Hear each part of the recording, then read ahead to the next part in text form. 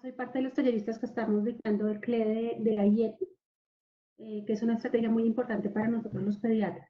Y además de eso trabajo en hospitalización de pediatría, entonces soy docente en el área de hospitalización de pediatría también. Bueno, nada, casada con la Universidad de los Andes y muy contenta de estar con ustedes hoy. Muchas gracias, doctora Lina. Muchas gracias por acompañarnos en este espacio, en este momento tan importante para nosotros, que es hacer la traducción del conocimiento en una enfermedad que nos tiene a todos confinados y en este momento pues, hacer la traducción del conocimiento a lo que son las manifestaciones clínicas que existen en población pediátrica y quien más experta que usted para poder estar acá. Muchísimas gracias, profe, por estar acá. Seguimos entonces con Mateo. Mateo Rodríguez es interno de último semestre de la Universidad de los Andes. Pues Mateo es el que nos va a hacer la presentación el día de hoy. Mateo, preséntate.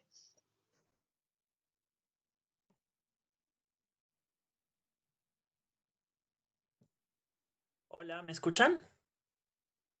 Sí, Mateo. Listo. Hola, ¿cómo está? Yo soy Mateo, doctora Lina. Un gusto que esté acá. Muchas gracias por toda la colaboración que me dio para realizar esta presentación. Y un saludo a todos. Espero responder la pregunta de investigación de este seminario con la presentación. Muchas gracias, Mateo, por presentarse. Andreas González, por favor. Hola a todos, buenas tardes, ¿cómo están? Gracias, doctores, por acompañarnos. Gracias, Sebastián, y gracias, Mateo, por tu presentación. Angélica Carolina Gutiérrez, por favor.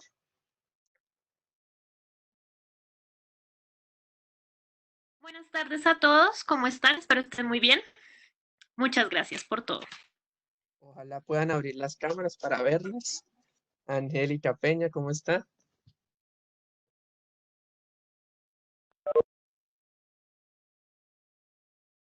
Hola, buenas tardes a todos. Espero que estén muy bien. Yo acá estoy muy bien con mi familia también. Gracias por la pregunta. Muchas gracias, Angélica. El doctor Ricardo se conectó, según veo. Doctor Ricardo Peña. No, no lo tengo acá. Listo. No, no lo tengo acá, doctora Giovanna.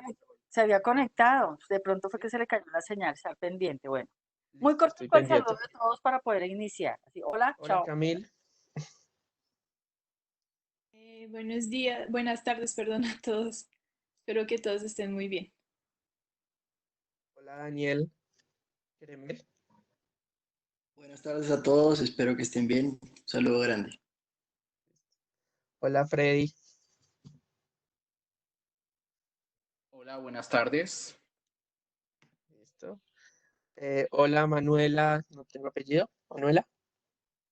Hola, soy Manuela Franco. ¿Cómo van? Ay, hola, Manu. ¿Cómo Hola, está? Manu, qué bueno estar alegría, acá. una egresada nuestra, bienvenida, Manu, una futura pediatra. Gracias. Hola Manuela, ¿cómo estás? Hola, María Alejandra. Hola, buenas tardes a todos, ¿cómo están? Espero que estén muy bien. Manu, qué alegría tenerte acá. Y doctora Lina, muchas gracias por su compañía en esta reunión. Y gracias, Mateo, por preparar la charla. María González, hola, ¿cómo estás? Hola, buenas tardes. Espero que todos estén muy bien y muchas gracias por esto. Perfecto. María Paula Rangel. Hola, buenas tardes, ¿cómo están? Muchas gracias, María Paula. Mario Jiménez. Hola a todos, muchas gracias por la oportunidad de estar acá, espero aprender mucho hoy. Un saludo. Gracias, Mario. Natalia Guacaneme. Buenas tardes a todos, espero que estén muy bien. Un saludo a la doctora, muchas gracias por estar aquí con nosotros acompañándonos el día de hoy. Y Valeria Enciso. Hola, buenas tardes, saludos a todos. Listo, ya todos presentados, muchísimas gracias nuevamente a todos estar acá. Vamos a empezar, Mateo, vas a empezar tu presentación, por favor, comparte la pantalla. Sebastián, no sé, no escuché Lina María Villamizar, no sé si se presentó. Lina Sí, María, es la la doctora. doctora. Sí, sí. Mi nombre es Sardina, entonces. Felipe Niño tampoco. Felipe, ¿sí te presentaste? ¿No? Hola, Felipe. Hola. Hola, hola, ¿cómo Muchas están? gracias. Hola a todos. Muchas gracias, Felipe. Espero que, gracias a Mateo, a la doctora Lina, a la doctora Joana y a Sebastián por todo. Y sé que la charla va a estar muy buena. Listo, vamos a iniciar. Muchísimas gracias. Listo, Mateo, abre la cámara para presentar y empezamos. Muchas gracias de nuevo a todos por estar acá. Listo. Ay, pero no sé cómo abrir la cámara. Arriba, Mateo, arriba, en la parte que te sale te debe salir un menú de Webex. A la izquierda está Listo, ya lo vi, ya lo vi. Sebastián, ¿quién lleva la relatoría? La lleva Catalina Díaz, por favor. Perfecto, listo. Listo. Ahí ya en mi pantalla compartida, ¿cierto? Sí, perfecto. Listo. Entonces comencemos con el seminario que nos compete hoy. Básicamente el tema grande es COVID-19 en población pediátrica. Yo ya me presenté, ya me conocen, me colaboró la doctora Lina para esta presentación. Entonces, digamos que cuáles fueron las preguntas que me competen del documento de salud pública. Fueron estas tres. La primera y la más importante es cómo es la presentación pediátrica en los niños y niñas del COVID-19. La segunda es si en esta población ha habido casos de mortalidad. Y la tercera es si hay alguna especie de severidad según el esquema de vacunación que tengan los niños. Entonces les voy a explicar cómo abordé cada pregunta para la búsqueda y seguimos pues presentando la respuesta a cada una. Para la primera elaboré una búsqueda una búsqueda tipo sistemática normal. Ahí está mi estrategia PICO. La población que estoy evaluando es la población pediátrica. La intervención sería la infección por el COVID-19. Mi población comparador, en los casos en los que necesite un comparador, era población adulta y mi outcome era la presentación clínica, que básicamente lo más importante eran características clínicas, que son los signos y síntomas de la infección por COVID-19. Usé los motores de búsqueda que ven ahí y esas son las combinaciones de términos que surgieron en PubMed, como para que vieran. Básicamente, cada término corresponde a un pedazo de la estrategia PICO, como podrán ver, coronavirus, diagnosis, signs and symptoms, outcome, y eso para abordar esta primera pregunta.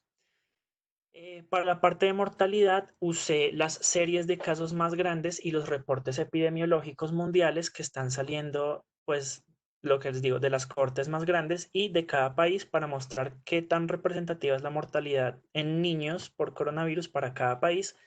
Y para la vacunación me surgió algo muy interesante y fue un problema de búsqueda. La doctora Giovanna me pidió que les relatara un poco de este problema en vista de que también estamos aprendiendo toda la parte de búsqueda sistemática. Y es que al momento de buscar por vacunación, debido a que pues está toda la parte del tema de la vacuna del coronavirus, lo que me salía eran artículos referentes a eso, a vacuna de coronavirus, no a cómo los esquemas de vacunación de la vacunación normal de los niños definen qué tan severa puede ser la presentación. De todas formas, con algunos artículos que me mandó la doctora Lina, pude responder esta pregunta y con otras cosas que encontré. Entonces procedo a mostrarles estas tablas. Entonces, digamos que la mayor parte de lo que les voy a mostrar sale de dos estudios, de dos cohortes. Una es una cohorte china que representa la tabla que ven a la izquierda, es una cohorte de 2.300 tantos niños y la otra es de una cohorte de Estados Unidos de 2.572 niños. Digamos que esas son las cohortes que pues más grandes, más representativas que se han publicado. La del estudio chino data del 31 de marzo y la del estudio americano del 12 de abril. No puse acá los datos que nos ofrece la guía colombiana porque ellos toman como cohortes de referencia las cohortes que estaban hasta el 22 de marzo, es decir, antes de que se publicaran estas dos grandes, que son cohortes de hasta 800 pacientes sumadas todas. Entonces, digamos que estas dos son las más grandes y son las que a las que voy a referirme con mayor énfasis. Entonces, primero quiero que vean una cosa, y es la caracterización epidemiológica del coronavirus en la población pediátrica. Refirámonos a la tabla del estudio chino. Vean acá el primer círculo rojo que señalo es para mostrar que básicamente la enfermedad no se limita a ninguna de las edades pediátricas. La enfermedad puede darle a todos los niños. Entonces, eso para mostrar que realmente el coronavirus sí da en niños, sí da en niños. Segundo, quiero que vean la distribución por sexo de la tabla. Vean que el P no es significativo. Es decir, la enfermedad, pues como una enfermedad infecciosa respiratoria, no tiene ninguna preferencia por sexo. Quiero que vean algo también muy importante y es la siguiente parte, que es la de severidad, que es la que representa el segundo círculo rojo. Ahí quiero que se den cuenta que si suman los porcentajes, que son los que están en paréntesis, la mayoría de casos se confinan a casos de asintomáticos, leves y moderados. Y eso se ha visto en varias cortes, no solo en esta ni en la que les voy a decir de los Estados Unidos, sino que la severidad en niños no pasa de moderada en la mayoría de los casos. Seguimos con los días desde síntomas al diagnóstico. Tiene una P significativa, pero porque es muy variable cuando le tomaron la prueba a cada niño del estudio chino, entonces eso pues es esperable. Y la provincia también es más significativo que haya sido más en la provincia de Hubei, que es donde queda Wuhan. Entonces digamos que son hallazgos esperables y que lo que nos importa son los círculos rojos. Ahora veamos el texto de la derecha, que es del CDC. Y no les traje una tabla porque ellos no presentan tabla, pero básicamente nos dice que hay 2.572 casos y les resumo un poco. Si quieren verlo un poco más detallado ustedes, me parece bien, pero básicamente acá muestran algo muy parecido a lo del estudio chino, y es que la enfermedad no tiene una distribución en una edad específica, le da a niños de todas las edades y no tiene diferencia por sexo tampoco. Aquí también profundizan en si el niño tenía algún contacto con algún viajero, y la mayoría a este punto sí tenía contacto con gente que había viajado. No valoraron directamente la severidad, por eso acá no hago mención de la severidad en el estudio americano. Sin embargo, ya les muestro más adelante, algunas variables de severidad sí muestran que en este estudio también los niños se concentran en asintomáticos, leves o moderados. Listo. Entonces ya como tal, habiendo descrito un poco la epidemiología en niños del coronavirus, voy a empezar a responder a la pregunta. Y antes de responderla, aspecto por aspecto de cómo es la presentación en niños, quiero describir cómo se ha comportado la frecuencia acumulada en esta población. Digamos que si ven la gráfica de la izquierda, es la gráfica del CDC y la línea negra representa la frecuencia acumulada. Vean que tiene una distribución lineal de entrada, bueno, lineal, y acuérdense que muchas distribuciones exponenciales empiezan comportándose así, muy parecido a lo que está pasando en adultos.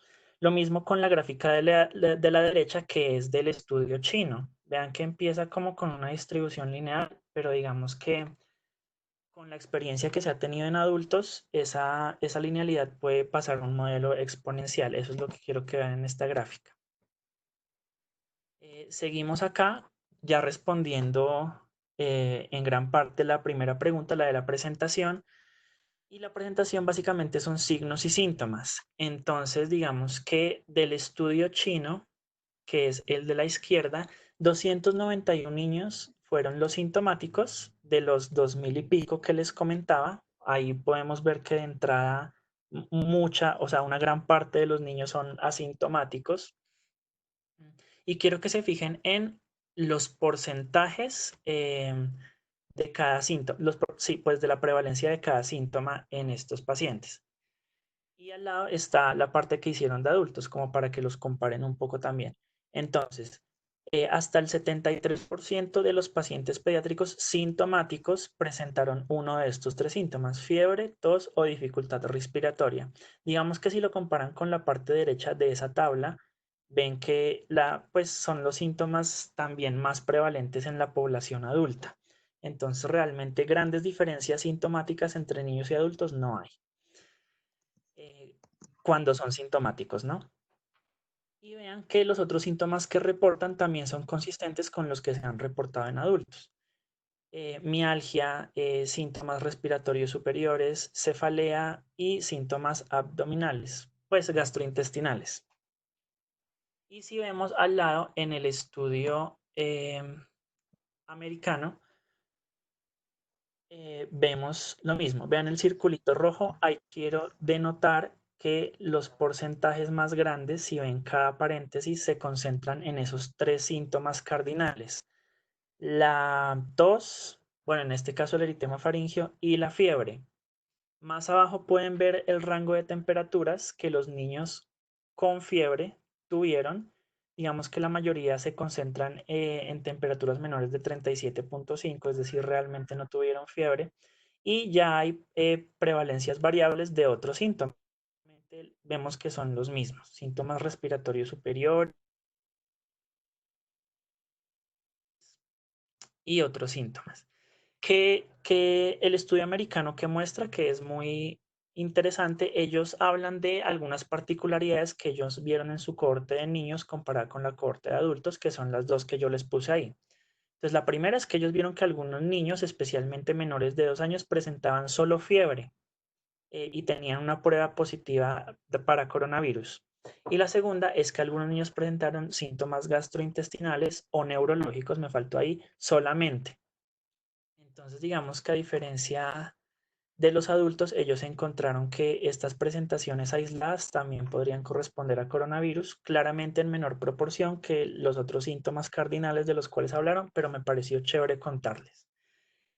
Las series de casos más cortas reportan una prevalencia de síntomas, es decir, que fiebre, tos, dificultad respiratoria son los más prevalentes. Y hay reportes de casos de presentaciones atípicas y severas. Se han reportado casos de sepsis neonatal y de síndrome de Kawasaki asociados a COVID-19, para que lo tengan en cuenta en niños. Mateo, ahí quisiera hacerle una pregunta a nuestra experta invitada, la doctora Lina. Doctora, ya sabiendo y conociendo lo que nos han hablado las cohortes más grandes de población pediátrica sobre estos síntomas, quisiera preguntarle cuáles son las similitudes, las diferencias de este virus respecto a otros virus respiratorios que afectan a la población pediátrica y cómo ve la presencia de estas presentaciones atípicas como la sepsis o el síndrome de Kawasaki que nos reporta Mateo. Muchísimas gracias, doctora. Muchas gracias. Bueno, la primera pregunta que es las similitudes que hay con todos los virus. No sé si recuerdan que dentro de la estrategia IEPI manejamos las enfermedades más prevalentes. Las primeras, las más graves, que son los signos de peligro, y después vienen las enfermedades más prevalentes, que son IRA y EDA. Son las enfermedades en que los niños no solamente más sufren, sino que además más tienen riesgo de fallecer. Y si ustedes se acuerdan, cuando uno les empieza a explicar, aproximadamente el 30%, 33% de la población pediátrica menor de 5 años, cuando tiene un cuadro respiratorio infeccioso viral, también tiene un cuadro de enfermedad diarreica aguda. Entonces, independientemente del virus, los niños se pueden presentar con cuadro respiratorio y con cuadro gastrointestinal, y estamos viendo exactamente lo mismo con el SARS-CoV-2, que es un virus que causa problemas respiratorios y gastrointestinales, nada diferente de lo que puede producir un adenovirus o un sincitial respiratorio o algunos enterovirus. No hay una pista específica como para decir este síntoma es específico del COVID. En pediatría como tal, no. El IRA grave inusitado puede darse por cualquiera de los otros virus. Ahora, me llama mucho la atención lo que decía Mateo acerca de la edad de los pacientes. Como sabemos, a los niños que más duro les da son los niños que tienen, que son más pequeños todavía, pero nos da a todas las edades. En el futuro, cuando ya todas las edades hayan recibido su dosis de infección viral, haya o no haya una inmunidad a más largo plazo, y que las poblaciones que veamos más adelante, estoy hablando en el tiempo, lo estoy suponiendo, 2, 3, 4 años, sea la población infantil, parecido como lo que pasa de pronto con la roceola, con el adenovirus o con el sincitial, que son los más pequeños los que terminan siendo más afectados. Al respecto me dijiste de qué pasa con las presentaciones atípicas, pues es una cosa que nos ha dado muy duro a los pediatras porque hacer una asociación entre síndrome de Kawasaki con 5 días de fiebre y COVID, pues no es una cosa tan fácil. Los síntomas del Kawasaki son primero muy específicos, el cuadro es absolutamente febril y después hacen todas las lesiones de enantema, la coriza, la adenomegalia única en el cuello. Entonces, es muy difícil saber hasta dónde sí y hasta dónde no sospechar una infección por COVID. Eso es parte de los problemas que tenemos porque todos los niños llegan a urgencias con fiebre, todos, pues la inmensa mayoría. Entonces, el hecho de solo tener fiebre y ver que los menores de 10 años solamente con fiebre pueden tener COVID, me hace preguntar, ¿tenemos que cambiar o no los parámetros para tomar las pruebas rápidas? Las pruebas rápidas o las pruebas de COVID que se están tomando en este momento. Y en cuanto a la sepsis neonatal, los niños que llegan a urgencias neonatos con COVID pueden no tener fiebre. Y eso es más difícil todavía. El recién nacido puede presentarse como una especie de sepsis, fiebre y ser un COVID. En este momento, todos los niños que están llegando con alguna característica de sepsis a la Fundación Santa Fe se están hospitalizando en área especial de neonatos para sospecha de COVID y se les está haciendo las pruebas como tal. Es muy duro de todas maneras. Muchas gracias, doctora Lina, por su explicación. Nos queda ya un poco más claro el hecho de que los niños pues, pueden presentar tanto por enfermedades respiratorias como por enfermedades gastrointestinales y ser el mismo virus como en un adenovirus y pues la relación que podría generar esto también en el COVID. Mateo, podemos seguir con la presentación. Muchas gracias, doctora, de nuevo. Listo. Entonces la siguiente diapositiva va un poco de la mano con algo que mencionaba la doctora Lina y es que la Allergy and Asthma Network, en vista de que ahorita están en primavera en los países con estaciones, quiso hacer una especie de diferenciación entre esos tres diagnósticos diferenciales, la enfermedad por COVID-19, las alergias estacionales y pues las gripas por otros virus respiratorios. Lo que decía la doctora Lina, realmente en cuanto al uno y al otro, virus respiratorios diferentes a COVID-19 y COVID-19, no hay grandes marcas diferenciadoras y por eso ven que puse 2 cuadritos azules iguales para uno y para otro. Y es que ellos recomiendan, uno, que si no hay síntomas de gravedad, que ya les menciono cuáles son, el paciente idealmente debería ser manejado en casa. Y 2, que dependiendo del lugar, del país y del tiempo, no hay necesidad de tomarle prueba en este momento a esos pacientes que eventualmente serán manejados en casa por sintomatología leve o moderada. Entonces, eso por ese lado. Y de las alergias, sí les dejo un cuadrito, porque ellos sí hacen un énfasis muy claro en que es más sencillo diferenciar al paciente alérgico que al paciente con enfermedad viral respiratoria. Recordando, claro, que un virus puede exacerbar una alergia, ¿no? Entonces, antecedente personal o familiar de enfermedades alérgicas. Casi siempre el niño que se exacerbe pues va a tener asma previamente o habrá alguna alergia previamente documentada. Síntomas de atopia, ahí en el cuadrito de la Asthma Network ven todos los síntomas de atopia, no solo los síntomas respiratorios. Y resolución con medicamentos controladores, dependiendo de la enfermedad, si es un asma o si es una alergia, cosa que no pasa con los virus respiratorios. Listo. Voy a cortarte aquí un segundo y para abrir un poco la discusión en esta diapositiva y es relacionado también con lo que vimos con la recomendación en adultos cuando Daniel Queremel nos hizo la presentación del seminario, es sobre la no necesidad de tomarse la prueba de laboratorio en este momento en pacientes que están con síntomas muy leves o pues que no tienen ningún síntoma. Entonces, como para abrir la discusión para que los estudiantes, los internos puedan participar y dar sus puntos de vista, quisiera preguntarle a María Alejandra Nieto, ¿cómo sería, qué piensa ella respecto a la necesidad o no necesidad de tomar la prueba de COVID para los niños en los que están con síntomas muy leves?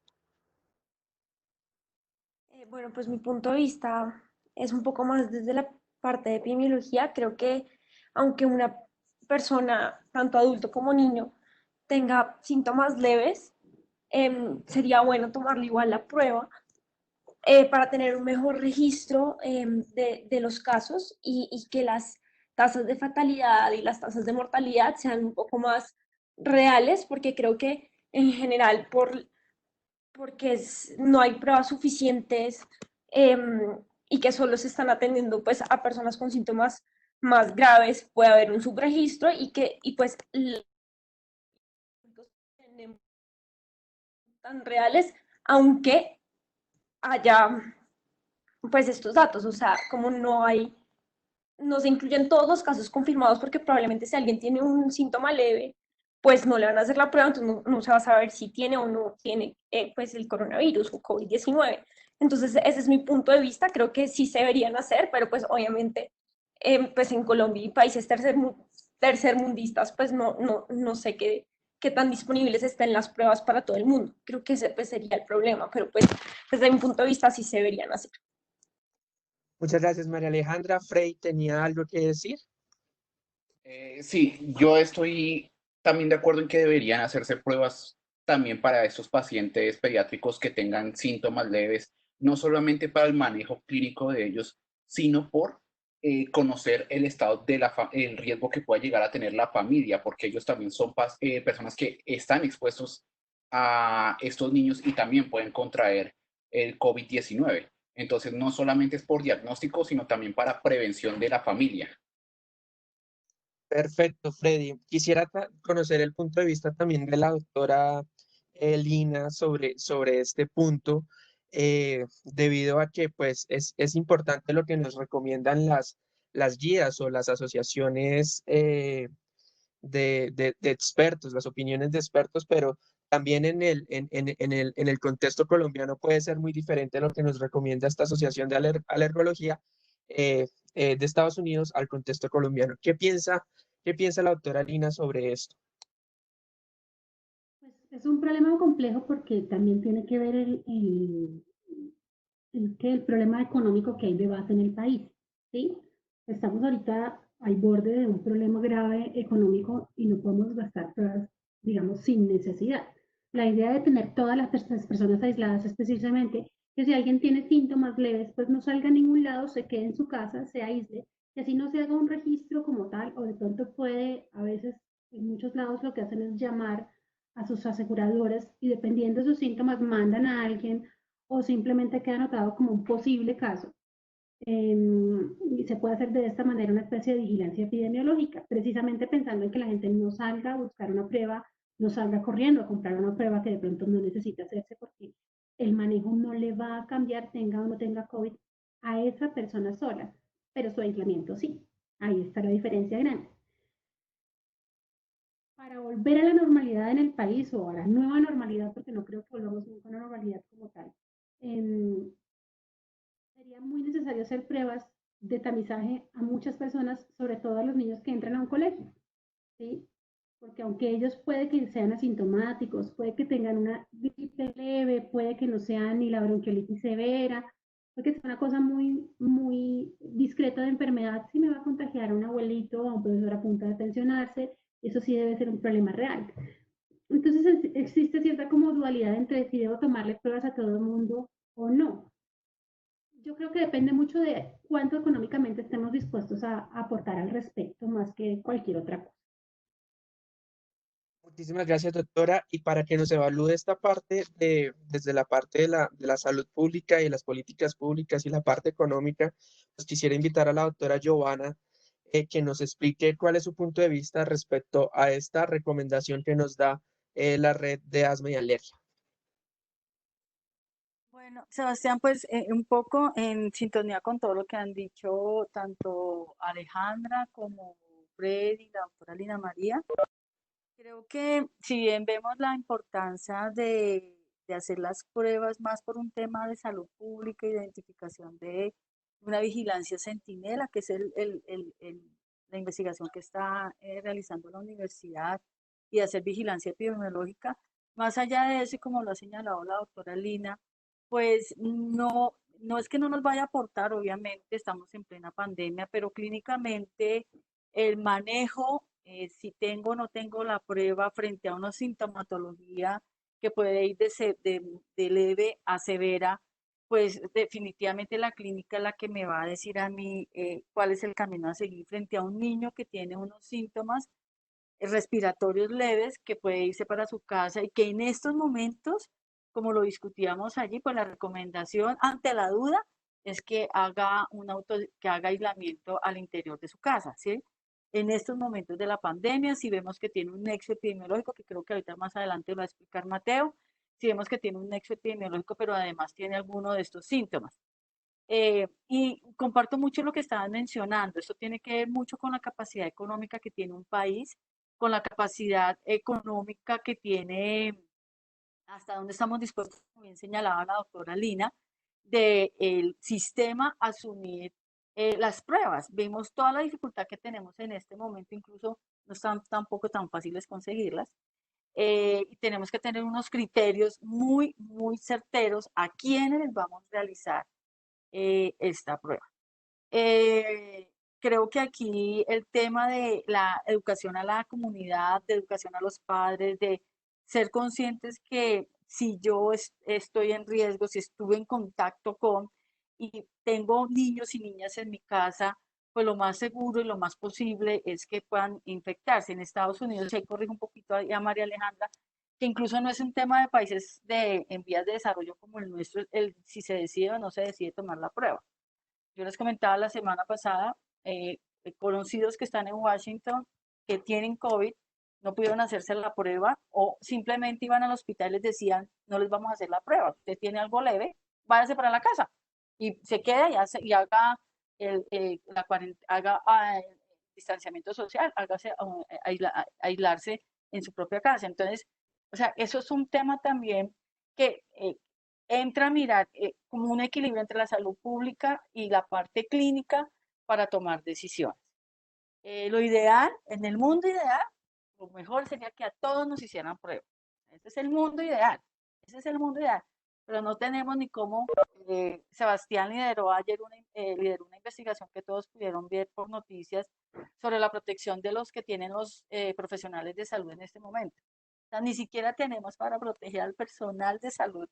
Entonces creo que nos toca ser muy objetivos y planificar muy bien cómo vamos a hacer la inversión del recurso. Entonces mi recomendación, términos de salud pública, prima los elementos de lo que yo pueda garantizar de manera general y comenzar a implementar otras estrategias desde la vigilancia que me ayuden a identificar esos pacientes que posiblemente sean un caso probable de COVID-19. Pero como al paso que vamos, pues muy seguramente va a llegar un momento en que ni siquiera con prueba, algunos países ya ni con prueba, ya todos tenían COVID, entonces, ¿para qué la prueba? Es tanto de largo como de ancho. Comparto todo lo que mencionaron también anteriormente, que mencionaron que es más como para identificar riesgo en algunas poblaciones que sí pueden morir por esta enfermedad, como los adultos mayores. Muchas gracias, doctora Giovanna. Tenemos dos anotaciones más de los internos. Daniel y Felipe quieren decir algo, entonces muy cortico para ya terminar esta parte. Daniel, te cedo la palabra. Listo. Hola a todos. Sí, yo estoy de acuerdo con muchas cosas de lo que ustedes dijeron. Como bien Sebastián dijo, yo hice un seminario del manejo del COVID, pero más que todo en el paciente adulto.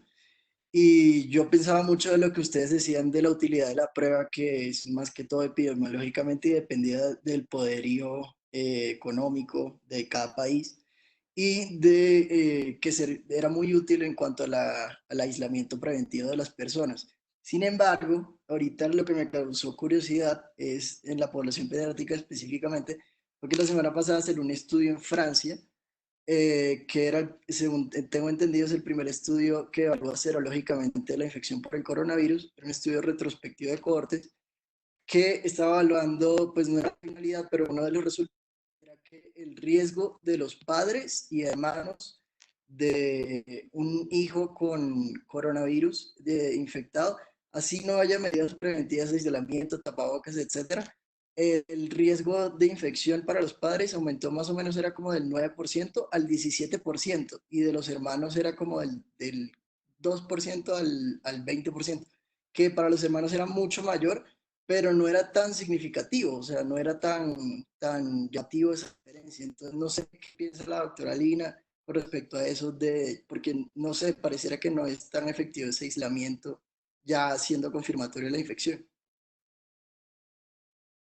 Bueno, eso es un cuento, eso es una pregunta que más para pediatras es para una mamá.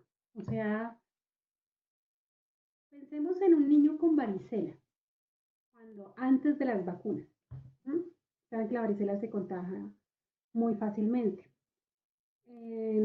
Había dos tendencias. Había una tendencia en que el niño con varicela era tan aislado que eran esas casas más grandotas, y el niño en una esquina de la casa y los otros 8 niños en el otro lado. Sin embargo, había otra tendencia que era que les hacían la fiesta de la varicela. Entonces, a un primito le daba varicela y llamaban a todos los niños para que se infectaran más rápido y salieran del asunto mucho más fácil. ¿No? Digamos que si hiciéramos como lo mismo en COVID, donde quisiéramos que toda la población pediátrica se infectara rápidamente para hacer inmunidad, pues eso sería una respuesta. El problema es que las complicaciones por COVID nos llevan a cuadros graves, no solamente en la población pediátrica, sino en la población adulta. ¿No? Aislar a un niño en una casa, mira, estoy en este momento con ustedes encerrada en el cuarto de mi hijo y me han interrumpido ya 3 veces. Mis 2 hijos, a pesar de que yo estoy aislada en este momento para estar con ustedes. Imagínense una mamá que está trabajando, que tiene 2 niños, que el esposo también trabaja, que les toca salir y que un día se queda el uno y un día se queda el otro, y que uno de esos niños se haya infectado por COVID. ¿Cómo hacen? Ya todos tienen que infectarse en esa casa porque no hay de otra. ¿Cómo haces tú para tenerla en cuarto, cocina, baño, todo aparte? Es muy complejo. Uno en un apartamento grande, en una casa, no sé, tipo Santa Isabel, de esas grandotas, donde uno como que puede aislar una sola área, pues listo. Pero la realidad colombiana es otra. La realidad del promedio de apartamentos que son de 50 metros, 60 metros, y eso es un buen apartamento, es una buena realidad. Imagínenselo cuando viven en un cuarto. Entonces viven en un cuarto y son 5 personas en un solo cuarto, pues les queda muy complicado hacer un aislamiento como tal. ¿Sí? Y tú como mamá, ¿cómo haces para elegir un niño sobre el otro? ¿Sí? ¿Cómo haces para decir, no, yo me voy a quedar cuidando al de 7 años y el de 9 años que me espere? ¿O cómo me quedo yo cuidando el de 9 años y el de 7 años pues que espere? Es complejo. Tienes razón, es muy difícil hacer un aislamiento en una casa de una familia que quede separada. Prácticamente que para mí esa familia está infectada hasta que se demuestre lo contrario. Toda esa familia para mí tiene COVID. Muchas gracias, doctora Lina. Doctora Giovanna. Doctora, el micrófono está cerrado. Gracias. Sí, yo estaba que también conversaba algo al respecto porque estoy totalmente de acuerdo con la doctora Lina y por eso hay más la utilidad de las pruebas. Entonces ahí se reconfirma. Entonces estamos en un medio donde es muy, muy, muy complicado autoaislarse. O sea, realmente son muy pocas las viviendas que tienen una posibilidad de decirle, vea, váyase, enciérrase con su hijo, porque además, acuérdate, Daniela, la guía que hicimos, que algunos no la criticaron porque era muy larga, pero era pensando precisamente en esa realidad. O sea, ¿qué hacemos una mamá? Tendríamos que situarnos y así la planteamos nosotros.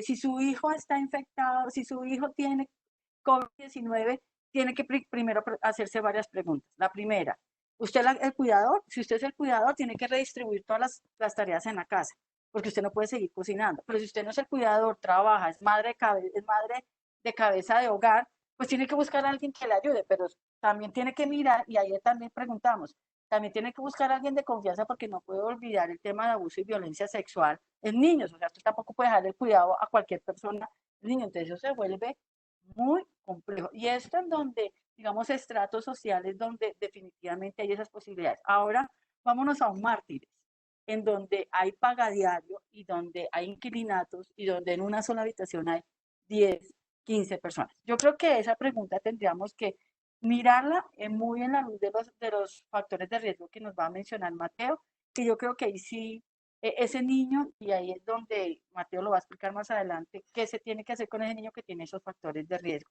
Entonces es supremamente complicado y aquí por eso la utilidad de las pruebas que se vuelve un tema epidemiológico, pero si no vamos a hacer nada tampoco desde la parte de salud pública y epidemiológica, pues también uno como que se cuestiona esa utilidad, ¿no? No significa que no las debamos hacer, por supuesto que las tenemos que hacer.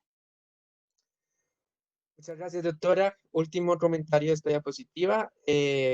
Andrés Felipe Niño. Hola, ¿me escuchan? Hola, ¿me escuchan? Sí. Pues yo lo que quiero decir es algo muy corto y es para decir, o en mi opinión, para decir a qué niño se les realiza o no la prueba, creo que eso tiene que ver mucho con la definición de caso. Es decir, en la mayoría de países, incluso con transmisión comunitaria, como Estados Unidos, Italia e incluso acá en Colombia, el criterio de la definición de caso incluye un criterio epidemiológico, es decir, un nexo, y bajo ese nexo es bajo el que se define hacer una prueba o no de PCR. Entonces, creo que para dirimir esto es muy útil tener en cuenta eso, de que las recomendaciones están principalmente dadas es para las personas, para los niños, etcétera, que tienen tanto los síntomas como el nexo epidemiológico. Para los que tienen síntomas leves, en verdad, no hay como una recomendación estricta de hacer.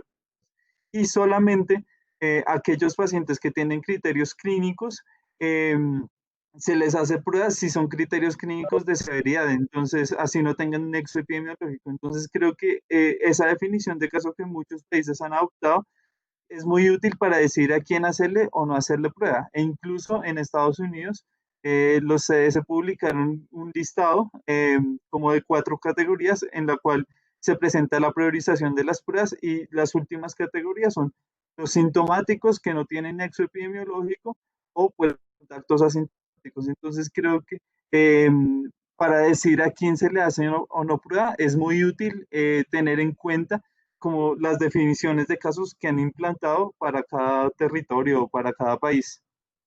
Un comentario chiquito, Sebastián. Excelente. Y miren cómo cada uno de ustedes, desde la profundización de lo que están leyendo, comienzan a hacer más rico este seminario. Felipe, muchísimas gracias por ese comentario, que parte precisamente de la pregunta de investigación que tú estás resolviendo. Muchas, muchas, muchas gracias, porque nos das luces y comenzamos a hacer esta conversación mucho más fluida y con mucho más evidencia. Listo, doctora. Una frase que acabó de escribir Mario en el chat que me parece también que la dejo para el pensamiento de ustedes y de pronto más adelante la retomemos, es que ¿cuál sería la utilidad de una prueba de PCR si las pruebas se demoran en promedio en Colombia 12 días y son 14 días los que deberían estar en aislamiento? Entonces, él dice que no le parecerían útiles en un promedio colombiano como el nuestro. Seguimos, Mateo.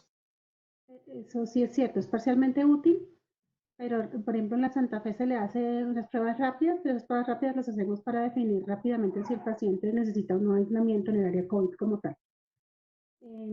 Y sí es terrible porque digamos que ojalá tuviera uno una prueba de 2-3 días para poder definir mucho mejor el tipo de aislamiento en cada caso. Muchas gracias, doctora. Mateo, seguimos. Bueno, digamos que muy chévere todo lo que discutieron y les adelanto que una de mis diapositivas es expresamente las recomendaciones que hace Andrés sobre a quién se le debe tomar la prueba. Ya llegaremos a eso. Siguiendo con nuestra presentación, otro parámetro de cómo se presenta la enfermedad es, bueno, da en adultos y en niños, ya vimos las características epidemiológicas. Ahora lo que sigue de la presentación es qué tan severo les da a los niños. Entonces quiero que vean esta tabla y este gráfico. La tabla es del estudio chino y básicamente está la distribución por edad de severidad. Digamos que las definiciones del caso que ellos se plantean acá es el niño asintomático, pues el que no tiene síntomas, el niño leve, el que tiene sintomatología, pues cualquier combinación de síntomas de los que vimos previamente, obviamente todos con diagnósticos positivos por prueba de PCR, el moderado, el que tiene una neumonía pero sin criterios de severidad, y el severo y crítico, ya los niños que están con dificultad respiratoria, falla ventilatoria, requieren soporte, UCI, bueno. ¿Qué quiero que vean acá? Independientemente de la edad, vean que está por edades en la tabla china. La mayoría de casos, como lo habíamos hablado al principio, se concentran en casos asintomáticos, leves y moderados.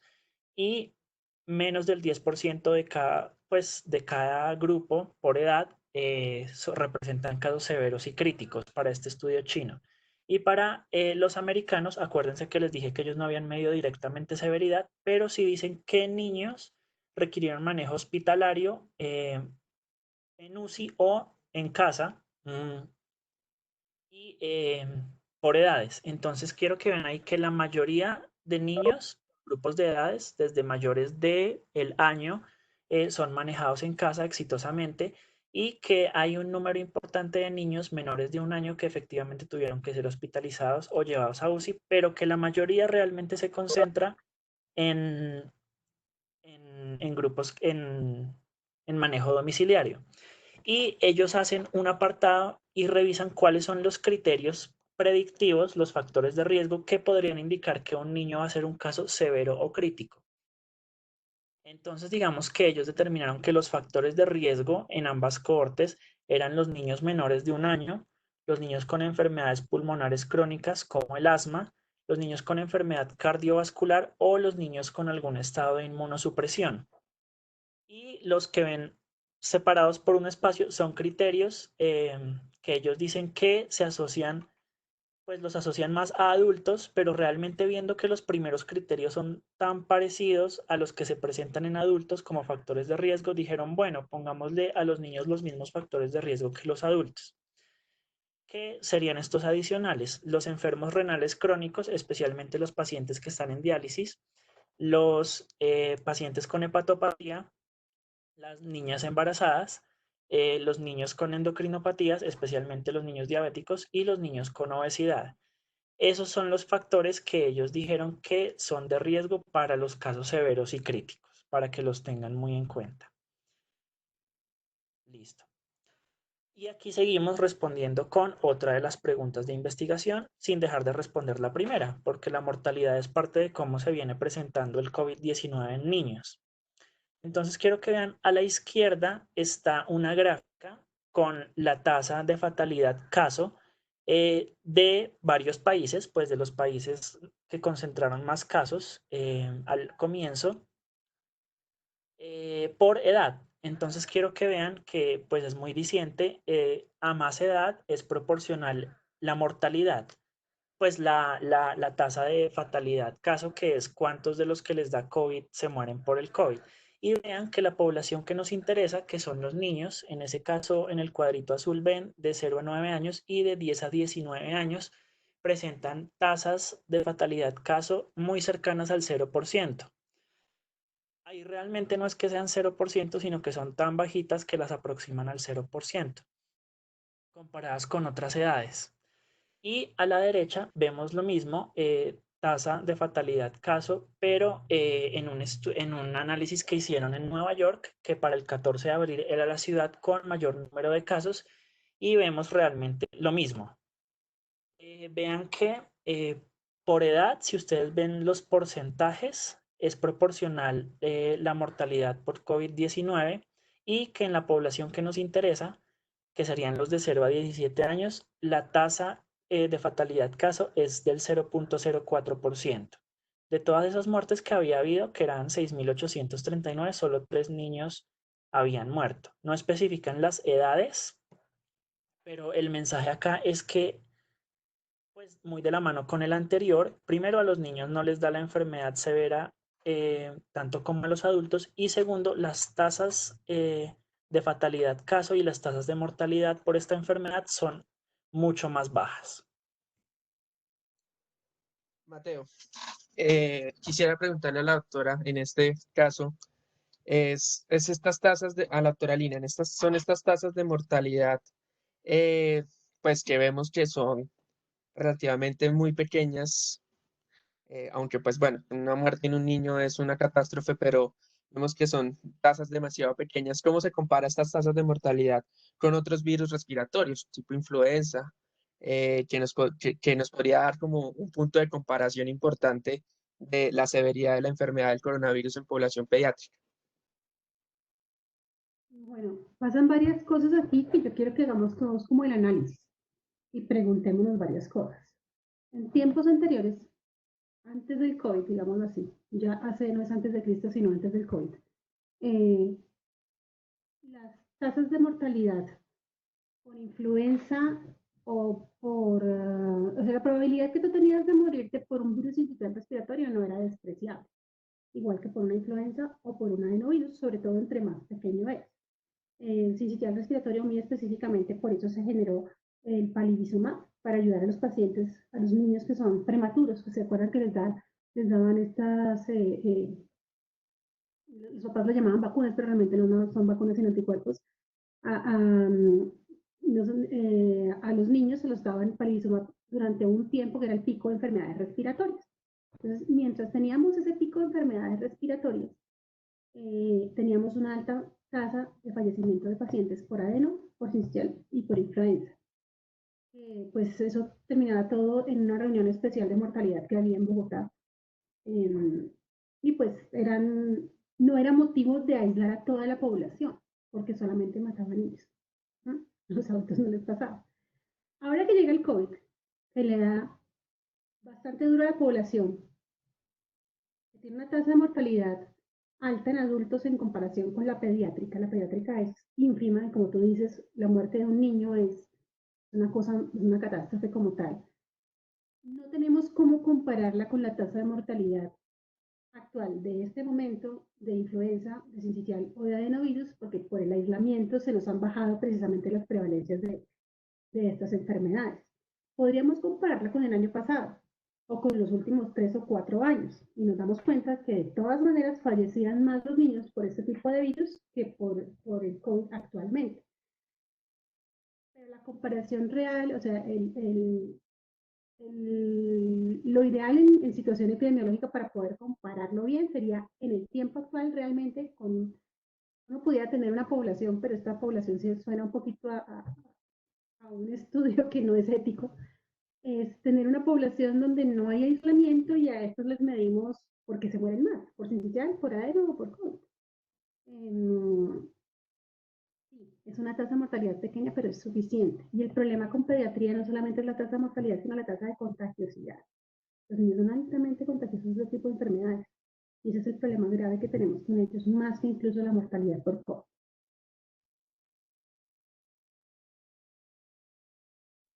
Listo, doctora, muchísimas gracias por este análisis que nos hace entender un poco más sobre estas tasas de prevalencia de los otros virus y la no posibilidad de comparar la mortalidad en este momento de influenza con coronavirus. Mateo, podemos proseguir.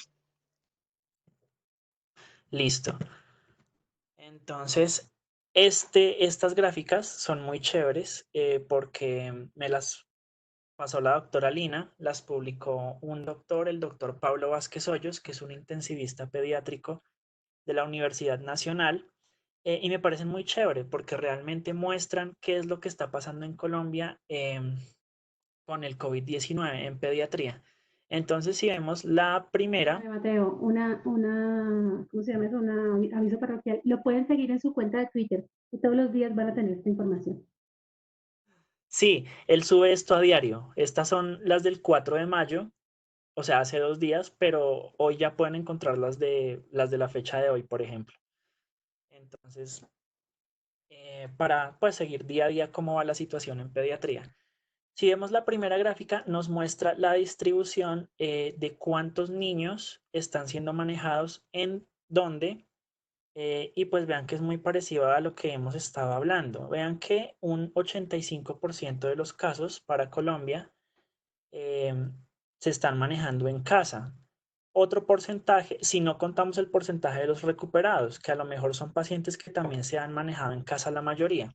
Y realmente es muy chiquito, 5%, el número de pacientes que requieren hospitalización o unidad de cuidados intensivos. En esta segunda gráfica vemos lo mismo, pero en la distribución por edad. Vean que también muy parecido a lo que hemos hablado. La mayoría de casos, independiente de la edad, se manejan en casa. si no contamos el número de niños recuperados, que son los verdes. Y los niños que vemos que son más hospitalizados son los niños menores a 1 año, que es uno de los factores de riesgo que ya habíamos establecido. O sea, lo que está pasando en Colombia por edad es coherente con lo que está pasando en otros sitios. Y la última gráfica nos muestra la distribución por mes. Entonces vean que digamos que es igual marzo, abril y lo que llevamos de mayo son niños que la mayoría se manejaron en casa o están recuperados y el número de pacientes que se hospitalizan o que requieren UCI es muy chiquito. Entonces, independiente de edad y todo, realmente la enfermedad en Colombia aparentemente sí se está comportando pues como epidemiológicamente se está comportando en las cohortes grandes de otros sitios. Para que lo vean, gracias doctora por haberme pasado esto, yo no lo hubiese encontrado.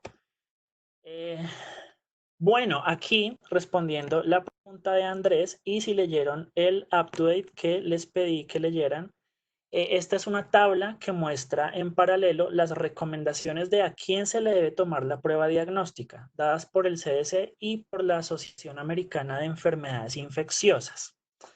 Entonces, me gusta más la parte de la de enfermedades infecciosas, por eso tiene más flechitas. Entonces, quiero que veamos que ellos lo organizan por prioridad. Entonces, la primera prioridad, o sea, a quién es más importante tomar la prueba en el contexto, pues esto es para contexto general, pero adecuado al contexto pediátrico, son las siguientes. Entonces, primera prioridad, pacientes que estén en unidad de cuidado intensivos, que estén con enfermedad crítica por una neumonía o una falla respiratoria no explicable. Es decir, los pacientes en el grupo severo crítico. Segundo, cualquier individuo con fiebre o síntomas respiratorios inferiores y contacto cercano con alguien positivo para COVID-19 en los últimos 14 días confirmado por laboratorio. Eso es lo que decía un poco Andrés, el paciente con sintomatología que tenga un nexo epidemiológico claro. Y tercero, los individuos con esta sintomatología y que además presenten factores de riesgo, es decir, todos los que ya hemos hablado. Es decir, ¿quiénes son la primera prioridad? 1, los niños que presenten la forma severa o crítica. 2, los niños que tengan síntomas y un nexo epidemiológico clarísimo. Y 3, los niños que tengan síntomas y un factor de riesgo adicional para desarrollar la forma severa o crítica. Y la última flecha de la parte de la Asociación de Infectología son los pacientes sintomáticos leves, incluidos los niños. Entonces, realmente sí, si se pudiera, habría que tomar la prueba a todos, pero por disponibilidad, por cuestiones de economía y por todo, organizar las prioridades de a quién se le toma la prueba de acuerdo a esto me parece muy prudente. Entonces vean que los niños con sintomatología leve, pero sin factores de riesgo y sin nexo epidemiológico claro, no se les tiene que tomar la prueba con tanta prioridad como a los otros grupos que ya hablamos. No sé si quieran hacer alguna anotación acá. Asumiré que no. Yo creo que Mateo estuvo muy claro la presentación de cuáles son las 4 prioridades para tomar la prueba, así que podríamos pasar a la siguiente. Muchas gracias, Mateo. Listo. Bueno, con respecto a la parte de qué pasa en el hospital, las pruebas diagnósticas, los estudios adicionales, la parte de manejo, realmente consideramos que esto era una parte más, o sea, primero nos agrandaba el tema y segundo, esta es otra pregunta de las que estaban en el documento, entonces realmente no la abordo tanto acá, pero sí menciono pues algunas cosas muy generales como para no dejar eso tan suelto. Lo primero es que en el paciente hospitalizado todavía no hay evidencia sólida que promueva el uso de agentes específicos y esto es muy importante. Digamos que ha habido varios estudios, hidroxicloroquina, cloroquina, antivirales, antirretrovirales y todavía no hay estudios que justifiquen el uso de estos. Sin embargo, las guías, especialmente la colombiana, sí dicen que estas terapias podrían ser usadas off-label en el paciente crítico.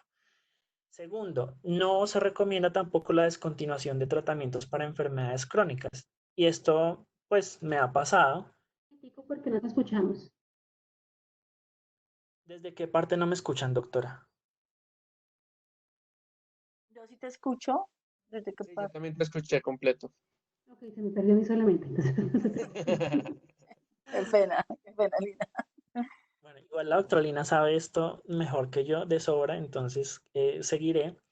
Y la otra recomendación es no descontinuar terapias para enfermedades crónicas, porque es peor un paciente crónico agudizado que los mitos que hay con respecto a varios medicamentos. Digamos que para enfermedades como asma o para enfermedades donde se usan inmunosupresores, está el miedo de que por ser inmunosupresores predispongan a la enfermedad respiratoria. Lo cual, primero, no hay un riesgo tan grande ni tan pues significativo para otras enfermedades respiratorias. Y segundo, lo que les digo, es peor tener una enfermedad crónica agudizada, que es un factor de riesgo para severidad, que seguir usando estos tratamientos. Por eso no se deben descontinuar. Y de resto, el manejo es el mismo dependiendo de la presentación. Si es una neumonía, pues el pediatra sabe cómo manejar la neumonía y dependiendo de cómo siga la cosa, se maneja pues sin ningún cambio porque sea COVID o no COVID. Si el niño entra en falla ventilatoria, pues se maneja como una falla ventilatoria. Si el niño requiere UCI por algún criterio, pues se va a la UCI y eso a grandes rasgos. Les repito, no abordé tanto la parte de manejo porque eso hace parte de otra de las preguntas del documento. Y con la Mateo, parte del manejo si quieres domiciliario. termina esta diapositiva, que tengo una pregunta para la doctora. Listo. Entonces, con respecto a la parte de manejo domiciliario, los tres grandes pilares son los que ven ahí. El primero es el aislamiento social. Como dijo la doctora Lina, el peligro con los niños es que los niños son grandes vectores de contagio. Entonces, digamos que para una prevención de la enfermedad a nivel de la comunidad, hay que mantenerlos aislados si son sintomáticos leves que requieran ser manejados en casa. Segundo, estar atentos al deterioro clínico. Estos son los signos que uno debería darle a los papás. Si el niño tiene dificultad para respirar, dolor torácico, si se le pone la boca azul, si hay disminución del estado de conciencia, si tiene algún signo de shock o intolerancia marcada a la vía oral, pues eso ya es un síntoma de enfermedad severa, entonces deberían consultar. Sobre todo, Mateo, que consulten, pero y también que nosotros como médicos tenemos que decir a los pacientes de forma clara qué es cada cosa. Entonces, para un papá, decirle que si su hijo respira rápido, tiene disnea, no les dice, pero si tú les dices respira rápido, el niño tiene 2 meses de vida, pues respira 50 veces por minuto y es normal. Entonces hay que ser muy específicos en los signos de peligro para cada edad en cuanto a los signos de enfermedad respiratoria como tal, y para eso es muy útil la tabla de IEP.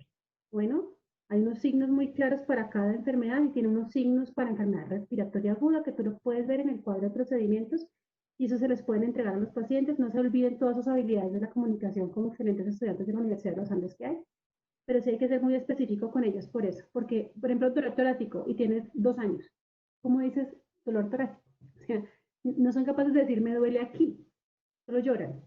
Entonces hay que ser como puntual con los papás en estos síntomas clínicos. De acuerdo con la doctora. Y más adelante les muestro un cuadrito que me pasó con toda esta información mucho más explícita para los cuidadores. Y el último pilar es el del manejo sintomático y de soporte, que es pues cómo se manejan este tipo de enfermedades respiratorias en casa, con hidratación y manejo de los síntomas, analgesia y antipiréticos. Ahora sí, Sebastián, puedes hacer la pregunta. Sí. Muchas gracias. Para nosotros durante el seminario que tuvimos de adultos fue muy útil, doctora Villamizar, que el doctor Matiz, que fue el neumólogo que nos acompañó en ese momento, nos explicara cómo está haciendo el manejo de los pacientes sospechosos o confirmados de coronavirus en la Fundación Santa Fe de Bogotá. Y, o sea, ¿qué se les está haciendo a esos pacientes de diferencial con respecto a otras enfermedades, o qué se les está haciendo de la misma forma en respiratorias? Entonces quisiera que nos explicara cómo es el proceso, cómo es la ruta de atención, por lo menos en la Fundación Santa Fe, con los pacientes COVID, sospechosos o positivos de COVID. Bueno, la ruta de atención, la verdad la tiene mejor la doctora Jimena Monturiol, pero ella me mandó hace poquito el flujograma. Espérate, lo bajo. A ver, lo puedo ver por aquí para yo contarles cómo es. Un segundo, que sí lo tenía listo. Y aquí lo voy a Tranquila, profe. presentar. En cuanto al manejo específico de estos pacientes, pues digamos que no hay nada muy específico como tal. O sea, esto que hemos hablado, las medidas de sostén, ¿qué requiere? ¿Cómo lo sostenemos? Hasta ahora no hemos tenido que tener el primer caso grave que tuviéramos que usar algún antiviral en off-label como tal. Hay un cuadro que nos va a mostrar Mateo más adelante de cómo se maneja, se hace una estrategia de semaforización. ¿Qué hay de diferente en la Fundación Santa Fe? Pues el tipo de aislamiento que se le da. Tenemos un área especial que es el tercer piso para pacientes hospitalizados con sospecha de COVID y hay dos alas, un ala para sospechoso y otro ala para confirmado. Y la idea es tener todas las medidas de seguridad para poder ver estos pacientes. Aparte de las cosas como de, entre comillas, sentido común, por ejemplo, no nebulizar nunca a un paciente de estos porque solamente vamos a esparcir el virus por todo lado. Nosotros hemos tenido que manejar vetados principalmente para ayudar a hacer mejoría del intercambio gaseoso por broncodilatación. Y siempre hay que tener en cuenta que el paciente pediátrico tiene una alta probabilidad de coinfección bacteriana. Entonces, el hecho de que tenga COVID no quiere decir que no le pongamos antibióticos. Si hay un deterioro clínico y parámetros de sepsis, pues usamos antibióticos. Déjame, ya te busco entonces la ruta, a ver si se las... Listo, profe. Aprovechando un poco estos signos clínicos que nos hablan y que nos ayuda un poco a entender lo que es la metodología IEPI, quisiera la doctora Giovanna como pues experta y autora de algunos eh, guías a IEPI para Colombia, nos explicara cómo hacer la explicación a los padres sobre cada uno de estos signos para que nosotros podamos entender como futuros médicos, los internos que ya están pronto de salir, y yo cuando empiece a ejercer mi profesión, para entender cómo poder explicar cada uno de estos signos clínicos que sería importante explicárselos a los padres para que nos entendieran y poder disminuir pues muchas complicaciones del no entendimiento. Bueno, Sebastián, muchas gracias por lo de experta, pero ahorita yo creo que la más experta es la doctora Lina María, que hace el ejercicio clínico. Yo desde el área de salud pública, juntamente con un grupo de pediatras que lidera la doctora Marta Beltrán, está la doctora Graciela Zamora, está el doctor Humberto Rivera, Fabián Díaz, Yaira Pardo, Sara Bernal, Samuel Barbosa, egresado nuestro, que haces tú también parte de este grupo, y muchos más que se me escapan. Está el grupo de infectología, los neurólogos, los que han trabajado todo el tema de epilepsia, en fin. Perdón si se me escapa alguno en este momento. Estamos haciendo los ajustes del nuevo libro, que esperamos que ahorita con toda esta la pandemia se detuvo de nuevo. Y sí, justamente yo lo digo desde la salud pública, la doctora Lina pues tiene más peso en dar las recomendaciones que está diciendo. Esto nosotros lo decimos porque la estrategia de IEPI en su momento, Atención Integrada a Enfermedades Prevalentes de la Infancia, ha sido una estrategia que demuestra que el tema de no perder la integralidad, el tema de no quedarnos solamente con el motivo de consulta, pero rescata eso que estaba mencionando la doctora Lina y que trabajamos muy fuertemente en la universidad, que tiene que ver con habilidades de comunicación. Un elemento trazador en todo cuando uno está aprendiendo la estrategia IEPI es habilidades de comunicación. Y en eso lo que estaba mencionando la doctora Lina, perdone que la mencione tantas veces, pero ya ahorita es el referente y la persona que está en la clínica, en el día a día, es esto de no quedarnos con decirle a los papás y traiga al niño cuando tenga signos de peligro. Un papá que es un signo de peligro. Hay que ser muy claros. E incluso nosotros ayer discutíamos con la presentación con Mateo y le decíamos, mira, pues igual lo del dolor torácico me pareció haber escuchado la discusión que habíamos tenido ayer, no la discusión sino el conversatorio. Y es esto, ¿no? Uno lo que le dice a los papás es, mire, si su niño ve que se empeora, que usted no lo ve bien, que comienza a vomitar todo, que tiene dificultad para comer, que ve que como que respira rápido y tiene ruidos en el pecho, por favor traigan. Hay que ser muy específico, como dice la doctora Lina, y no dejarlo tan genérico, porque si no, caemos en muchas dificultades con los papás en ese proceso de comunicación. Y aquí por eso es tan importante, yo creo que aquí vuelve y se enfatiza lo que dice la estrategia IEPI. De 5 cosas que uno debe decir a los papás cuando se van es, explíquele qué tenía el papá de manera clara, concreta, dígale cuál era la enfermedad, porque a veces se van y uno les pregunta, bueno, ¿qué le dijo el médico? No sé qué tenía el niño. Entonces hay que explicarles de manera clara qué tiene, por qué fue la consulta. Lo segundo, ¿por qué debe regresar uno a uno? ¿Por qué debe regresar a la consulta? ¿Cuáles son los tratamientos que se debe realizar y cómo debe realizar los tratamientos? ¿Cuáles son las medidas específicas o medidas de prevención, algunas recomendaciones de prevención? Y recomendar cuándo debe regresar al servicio médico para control y las vacunas. Esos son 5 elementos que uno tiene que decirle y que hemos trabajado mucho desde la estrategia IEPI, que se les debe mencionar a los papás de forma clara y concreta. Y al finalizar, cuando uno les dice, no preguntarle, ¿está todo claro? Porque pues los papás le van a decir, sí, sí está todo claro, así como cuando uno les pregunta a ustedes, ¿no tienen ninguna pregunta? Pues ustedes dicen, no, no tengo ninguna pregunta. Hay que decirle a los papás, explíquenme cuáles son esos signos por los cuales usted debe, por qué debe volver a traer al niño. Que le diga 2 o 3, cómo le debe suministrar los tratamientos, cuál es la próxima cita de control. Eso es verificar realmente que el papá o el cuidador o la cuidadora realmente comprendió la información que usted le dio, y eso se trabaja de manera muy fuerte en la estrategia. Doctora Lina, que usted es la experta, que es la facilitadora, si nos puede ampliar un poquito más estos aspectos. Yo aquí Bonitos. desde el libro. Entonces, como dice la doctora Giovanna, que se basa en la comunicación con el paciente, pero yo digo que es una estrategia en aprender a seguir instrucciones. Usted tiene que aprender a leerse el cuadro clínico y aprender en qué consiste la estrategia. Por eso es que existe el CLE, que personalmente pienso que debiera ser obligatorio, doctora Giovanna, entonces, pero bueno, eso es una discusión interesante para dar después. Sin embargo, un segundo aquí, ya.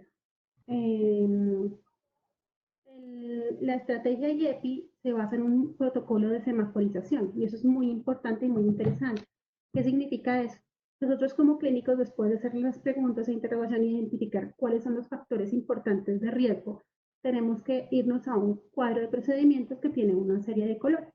Empieza uno por la parte roja y descarta lo más grave. Después por la parte media, que es el amarillo, que es descartar lo menos grave, y de última nos quedamos con el verde.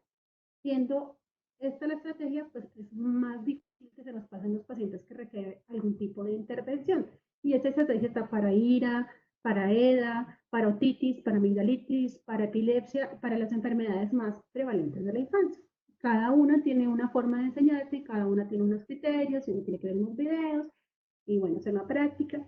Y es muy interesante porque si el CLE como tal, en muchos lados están pidiendo el certificado de haber hecho el curso de IEPI, el taller de IEPI completo para poder ser aceptados como médicos generales en muchos lados. Ya encontré si me permiten, voy a compartirles el protocolo que se está haciendo en la Fundación Santa Fe, que tengo un algoritmo muy bonito. A ver si me deja aquí compartir. Pantalla. Ahí le aparecen las pantallas, profe, entonces en la que tenga el algoritmo. Dice que Mateo, espérate, pantalla 1. Mateo detendrá. Ok. Ahí ya están viendo mi pantalla. Sí, señora.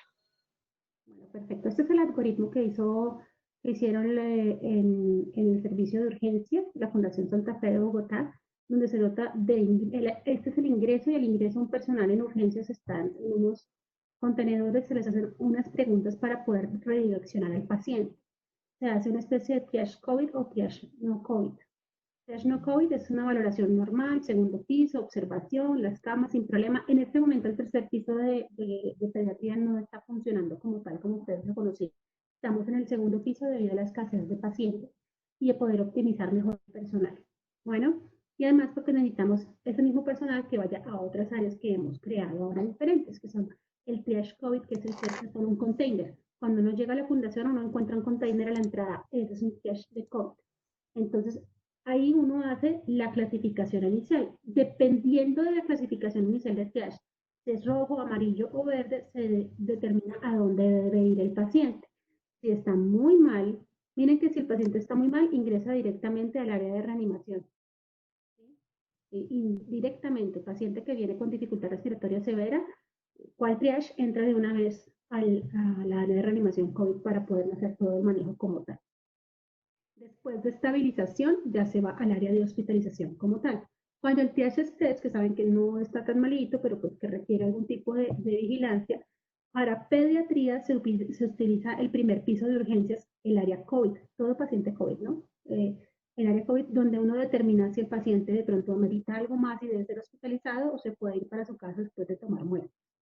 En el triage 4 y 5 está el área de los containers internos que son para la sala de espera y unos consultorios aparte de pediatría, donde se hace consulta externa de pediatría del paciente que llega a urgencias. Muchas veces el niño no requiere realmente una intervención real importante, pero los papás sí necesitan algún tipo de guía y para eso están diseñados los triage 4 y 5 de urgencias. Para tú estar en área COVID tienes que tener esos criterios que dicen ahí, al menos uno de los siguientes criterios, que es fiebre y un criterio respiratorio, 2 o más criterios respiratorios, o un criterio respiratorio y un criterio gastrointestinal. Estas son las definiciones de caso que yo creo que ya todos conocen, y si no conocen, con mucho gusto yo te mando, Sebastián, este lineamiento de la Fundación Santa Fe para que se los compartas a todos. Perfecto, doctora. De todas maneras, está, como todo en lo de COVID, todo está en revisión constante porque todos los días cambian las cosas. Pero yo les actualizaré el último cuando me llegue el último, pero actualmente es el último que hay. Sobre qué hacer con un caso 1, un caso 2, un caso 3 o un caso asintomático. Todos los casos están ahí, teniendo en cuenta las comorbilidades, ¿no? Los factores de riesgo en infección, definición de contacto estrecho, o sea, está absolutamente todo claro, y eso es, digamos que es la ventaja grande de Santa Fe. Tiene todo claro. Entonces ya sabe que el paciente llega, qué tiene que brindarle, y esa es la diferencia fundamental por la cual yo como personal de la salud clínico me siento muy segura en la Fundación Santa Fe. Nosotros hablamos con enfermeras y con todos, y realmente se siente uno más seguro, incluso en el área COVID de la Fundación Santa Fe, que yendo a comprar en el mercado del Carullo, ¿sí? Porque uno sabe que está todo extremadamente bien montado y el riesgo de tú infectarte con alguien es mínimo. Dependiendo del riesgo, se hace una clasificación grave o crítico, y dependiendo de eso se va a determinada fase. Si es un paciente crítico con SDRA, pues es un paciente que va a tener manejo en la unidad de cuidados intensivos. Grave, en este momento en la unidad de cuidados intensivos, pero cuando esto esté lleno se irá a la unidad de cuidados intermedios, leve en hospitalización o en la casa, dependiendo de lo que encontremos, asintomático, pues aislado en su casa. Aquí están todas las recomendaciones para hacer la clasificación y categorización de cada paciente. ¿Qué dar, qué no dar? Mire que aquí en los casos graves, cuando estamos poniéndoles ya en la UCI pediátrica, cánula de alto flujo, estamos pensando en ponerle hidroxicloroquina. Y están las dosis como tal, y el lopinavir, ritonavir, que es lo que estaban hablando de los antirretrovirales. Todo esto como uso off-label. Contraindicaciones, uso de corticoides, pero no uso de corticoides inhalados, sino de corticoides sistémicos, es lo que están hablando. Considere el uso de corticoides. Es decir, si a mí me llega un niño que tiene asma con sospecha de COVID y está en crisis asmática, voy a tener que ponerle corticoides, si no, ese niño no va a salir. A ver, ¿qué más tenemos por aquí? Y esa es más o menos la clasificación de lo que se hizo en el área de urgencias. Entonces, despuesito te lo mando y tú se lo compartes. Listo, doctora. Bueno, ahora Muchísimas gracias. compartir la pantalla, detener el uso y ya. Todo usted. Listo. Muchísimas gracias, doctora. En verdad, es muy clara la explicación y pues muy claro el hecho de tener un algoritmo para uno poder entender qué hacer en cada uno de los casos. Mateo, continuamos ya para terminar tu presentación con las últimas diapositivas. Muchas gracias. Listo.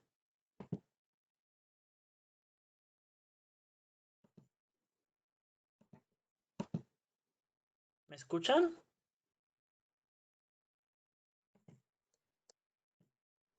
Sí, Mateo. Listo, ya. Entonces, siguiendo con esta parte de prevención de la transmisión. Entonces, digamos que esto es para el paciente sospechoso, además de las medidas de aislamiento y de desinfección. Entonces, digamos que el paciente que acuda a un servicio de urgencias o a un servicio de consulta y sea un paciente caso sospechoso, hay algunas consideraciones que se deben hacer. La primera es que por ser un paciente pediátrico, alguien tiene que acompañarlo pues en el servicio donde esté. Entonces, digamos que parte de las consideraciones es contemplar la posibilidad de que el tutor del niño pueda quedarse junto al paciente. Obviamente, este tutor debería tener elementos de protección personal y no debería ser alguien que sea población a riesgo, en el mejor de los casos. Obviamente, a veces, pues hay casos de casos. Y da una situación de que el paciente ya tenga, pues él también sea un paciente con coronavirus, dar la posibilidad de que el paciente esté conjuntamente con el niño. Y la parte que ven a la derecha son varias cosas para el personal hospitalario, para el personal de salud. Digamos que cada una es muy clave para disminuir la propagación en el ambiente hospitalario o en el ambiente de consulta. Digamos, tener un sitio con buena ventilación, tener un señalamiento de cuáles son las áreas para evaluar a los pacientes aislados, mantener elementos de protección personal, mantener objetos personales al mínimo, que cada paciente tenga su equipo de examen físico, su fonendoscopio y todas sus cosas para esos pacientes que consideremos sospechosos por parte del personal hospitalario. Y en niños asintomáticos, esta parte pues la profundicé un poco más. Digamos que hay varias cosas que recomiendan los expertos. La primera es, digamos, en el contexto de consulta externa, que todos deberían buscar estrategias para mantener a los niños sanos y a los niños sospechosos separados entre ellos y separados de otras personas. Entonces, yo no sé cómo estén haciendo con las consultas de niño sano, por ejemplo, pero algunas estrategias que ellos proponen son las siguientes: hacer teleconsulta, hacer consultas domiciliarias en algunos casos. Si se usa el consultorio, tratar de programar las visitas por separado, es decir, los niños para control sano en unas y los niños con ciertos síntomas en otras, o en diferentes horarios, y ajustar el espacio de trabajo. Digamos lo que nos dice la doctora Lina que están haciendo en la Fundación Santa Fe. Ya tiene un área definida para valorar pacientes sospechosos de COVID-19. Que es muy importante y recomiendan los expertos, dicen que se deberían priorizar las consultas de cuidado neonatal y de enfermedades crónicas. Pues los niños más chiquitos y los niños con enfermedades crónicas son poblaciones a riesgo para enfermedad severa. Entonces, sí se deberían priorizar este tipo de consultas para que el niño no se le acabe el medicamento o nos aseguremos que el neonato pues esté todo en orden. A veces detectar la enfermedad en un neonato es más complicado que en un niño de edad más avanzada, y recomiendan que se continúe con la vacunación. Digamos que ahorita tengo entendido que es difícil porque los servicios que realizan vacunación tienen algunas limitaciones, pero ellos recomiendan que no, pues tratar de no descontinuar la vacunación porque siempre estamos a riesgo de brotes de otro tipo de enfermedades inmunoprevenibles. Con respecto al uso de tapabocas, el CDC recomienda que todos los niños mayores de 2 años usen cualquier tipo de tapabocas. Digamos que eso reduce la transmisión por gotas de esos niños, teniendo en cuenta que los niños son vectores muy importantes, y pues no recomiendan en menores de 2 años, pues porque al ser tan chiquitos hay más riesgo de asfixia o de que ocurra algún evento adverso con el uso de cualquier tipo de mascarilla. Y con respecto a la seguridad de los desinfectantes, digamos que en los niños menores de 6 años se deben supervisar debido al riesgo pues, de que se lo tomen, y mantenerlo fuera del alcance de todos los niños. Alfredo, como recomendación, como pediatra y como mamá, te diría que por ahí hasta los 12 años, porque es muy loco, no se están echando el champú encima. Imagínense estos niños en un colegio, social. Jugar con ese tipo de cosas es divertido para ellos, sobre todo si trajeron el gelcito desinfectante en alcohol que tiene escarchita. Entonces, se ponen como locos y untan el tarro en menos de nada y realmente no cumple la labor que tiene que cumplir porque están en todo este cuento. En las casas es más fácil estar pendientes de ellos y por eso es la recomendación de seguir en aislamiento por lo menos hasta que tengan 5 años. Y se está haciendo la propuesta de salir gradualmente a los niños más grandes. En cuanto al uso de tapabocas, es complejo. Es complejo que un niño de esa edad salga a jugar con un tapabocas puesto. Entonces son cosas que terminan a uno diciéndole mejor, déjelos guardados en su casa más tiempo porque ponerles un tapabocas y ponerles a hacerse gelcito va a ser mucho más complicado a corto plazo. De pronto a mediano plazo, si se hace una especie de educación masiva por redes para que los niños aprendan a ponerse el tapabocas y los niños solos aprendan a echarse el gelcito, sí se podría hacer una medida, pero como a mediano plazo. A corto plazo está complicado. Sí, o sea, totalmente de acuerdo. A veces algunas variables de la realidad hacen que las recomendaciones del CDC sean un poco difíciles de acatar. Y les quería mostrar esto. Pues recuerden que les dije que para responder mi última pregunta hubo ciertas dificultades en el proceso de búsqueda sistemática. Sin embargo, encontré algunas cosas interesantes. Entonces, la pregunta era si hay alguna severidad adicional para niños que tengan esquemas de vacunación. Uno se imaginaría, no sé por qué, pero que un niño con un esquema de vacunación incompleto tendría alguna especie de riesgo adicional para enfermedad por COVID-19. Y aunque no encontré artículos que hablaran de esto, sí encontré otros artículos muy interesantes. Este short report que ven ahí es del 2007, cuando ocurrió el primer brote por el otro coronavirus. Y aquí unos chinos, pues unos doctores chinos evaluaron el desarrollo de inmunidad cruzada con vacunas pues, de lo que sería nuestro plan obligatorio de inmunización. Y concluyeron que realmente no hay una reactividad cruzada significativa para esos niños. ¿Qué quiere decir eso?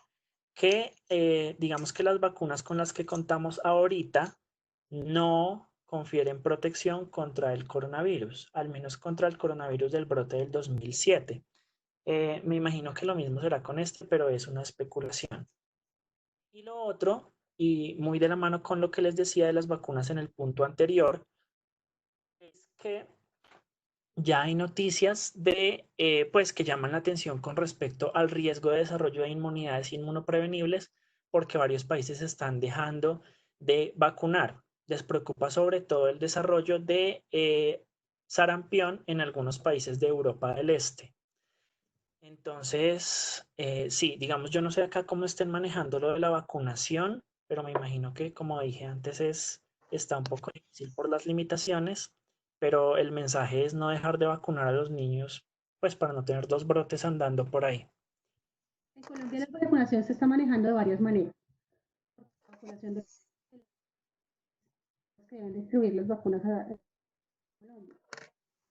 Hay algunas EPS que tienen unos servicios de vacunación domiciliario que tú puedes llamar y se agenda una cita. Tienen unas características para que el personal vaya y te aplique la vacuna a tus hijos.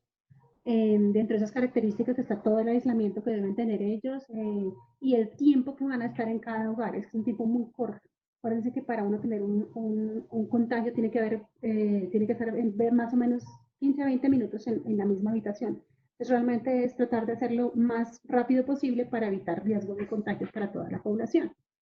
En otras instituciones lo que se está manejando es un de citas específicas para poder vacunar los niños. Pero esto ahorita es un problema porque la vacunación se supone que debíamos estar para esta época como en un 20, casi 30%. Y exacto, como dice Camila, ahí están los lineamientos en la página del Ministerio de Salud, pero vamos como en el 18, 19%. Eso es lo que está pasando aquí. Mateo, si hay algo que caigo en cuenta es que posiblemente estos nuevos casos de sarampión y otras infecciones prevenibles por vacunas tal vez no las veamos durante la pandemia, porque supongo que la cuarentena también ayudará a prevenir la diseminación de estas enfermedades. El verdadero problema vendrá a ser cuando terminemos la cuarentena, que ahí sí podamos ver precisamente todos esos casos. Entonces, en ese sentido, sería volver a reactivar, que una de las primeras cosas que se debería reactivar claramente debería ser todo el esquema de vacunación, sobre todo para todos estos niños que quedaron rezagados por no poder ser vacunados. Un comentario que quería hacer al respecto, sí, no, yo creo que la vacunación, como dijo la doctora Lina, hay que insistir a los papás que así tengan que salir, hay que llevar a los niños a vacunación o hay que, si tenemos la posibilidad de contar con este servicio, que vayan a nuestras casas. O la Secretaría en su momento tendrá que plantear estrategias de hacer vacunación casa a casa, como se hacía en algún momento de la vida cuando se necesitaba hacer coberturas de vacunación. Yo no creo tanto esto de que se vaya a ver después el tema. Al contrario, uno de los riesgos que están diciendo es que hay que aprovechar ya, mejor dicho, que sí puede haber un desabastecimiento de vacunas, porque justamente los países que los producen pues están o sea, están más complicados que nosotros en este momento con el tema de la pandemia. Y dos,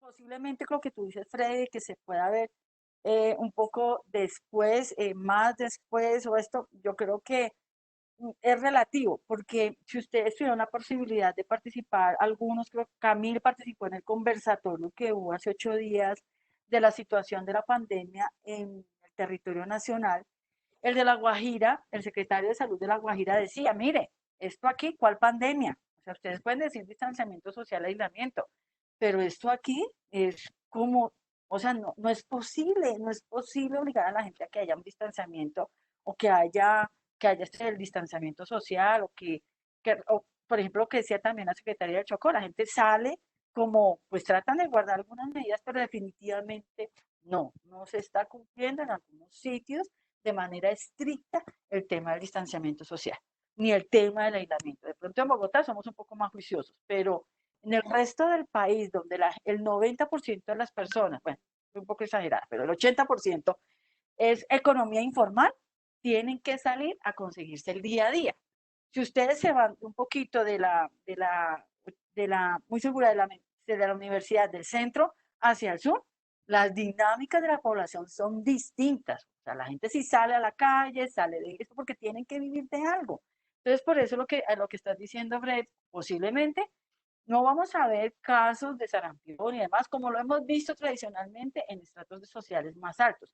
Pero es posible que en donde no es posible guardar estas medidas de distanciamiento social y de aislamiento, aparte del COVID, vamos a tener otra vez estas enfermedades en estos grupos, en algunos grupos poblacionales con muchísimo riesgo. Lo que pasa es que no se están visibilizando, pero sería muy interesante ver qué está pasando en otros eventos de notificación obligatoria, en lo que son costas, en lo que es los territorios que siempre han tenido problemas en algunos eventos de salud.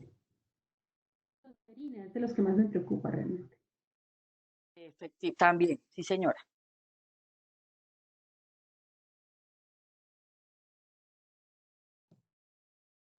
Listo. Mario quería comentar algo. Mario, dale.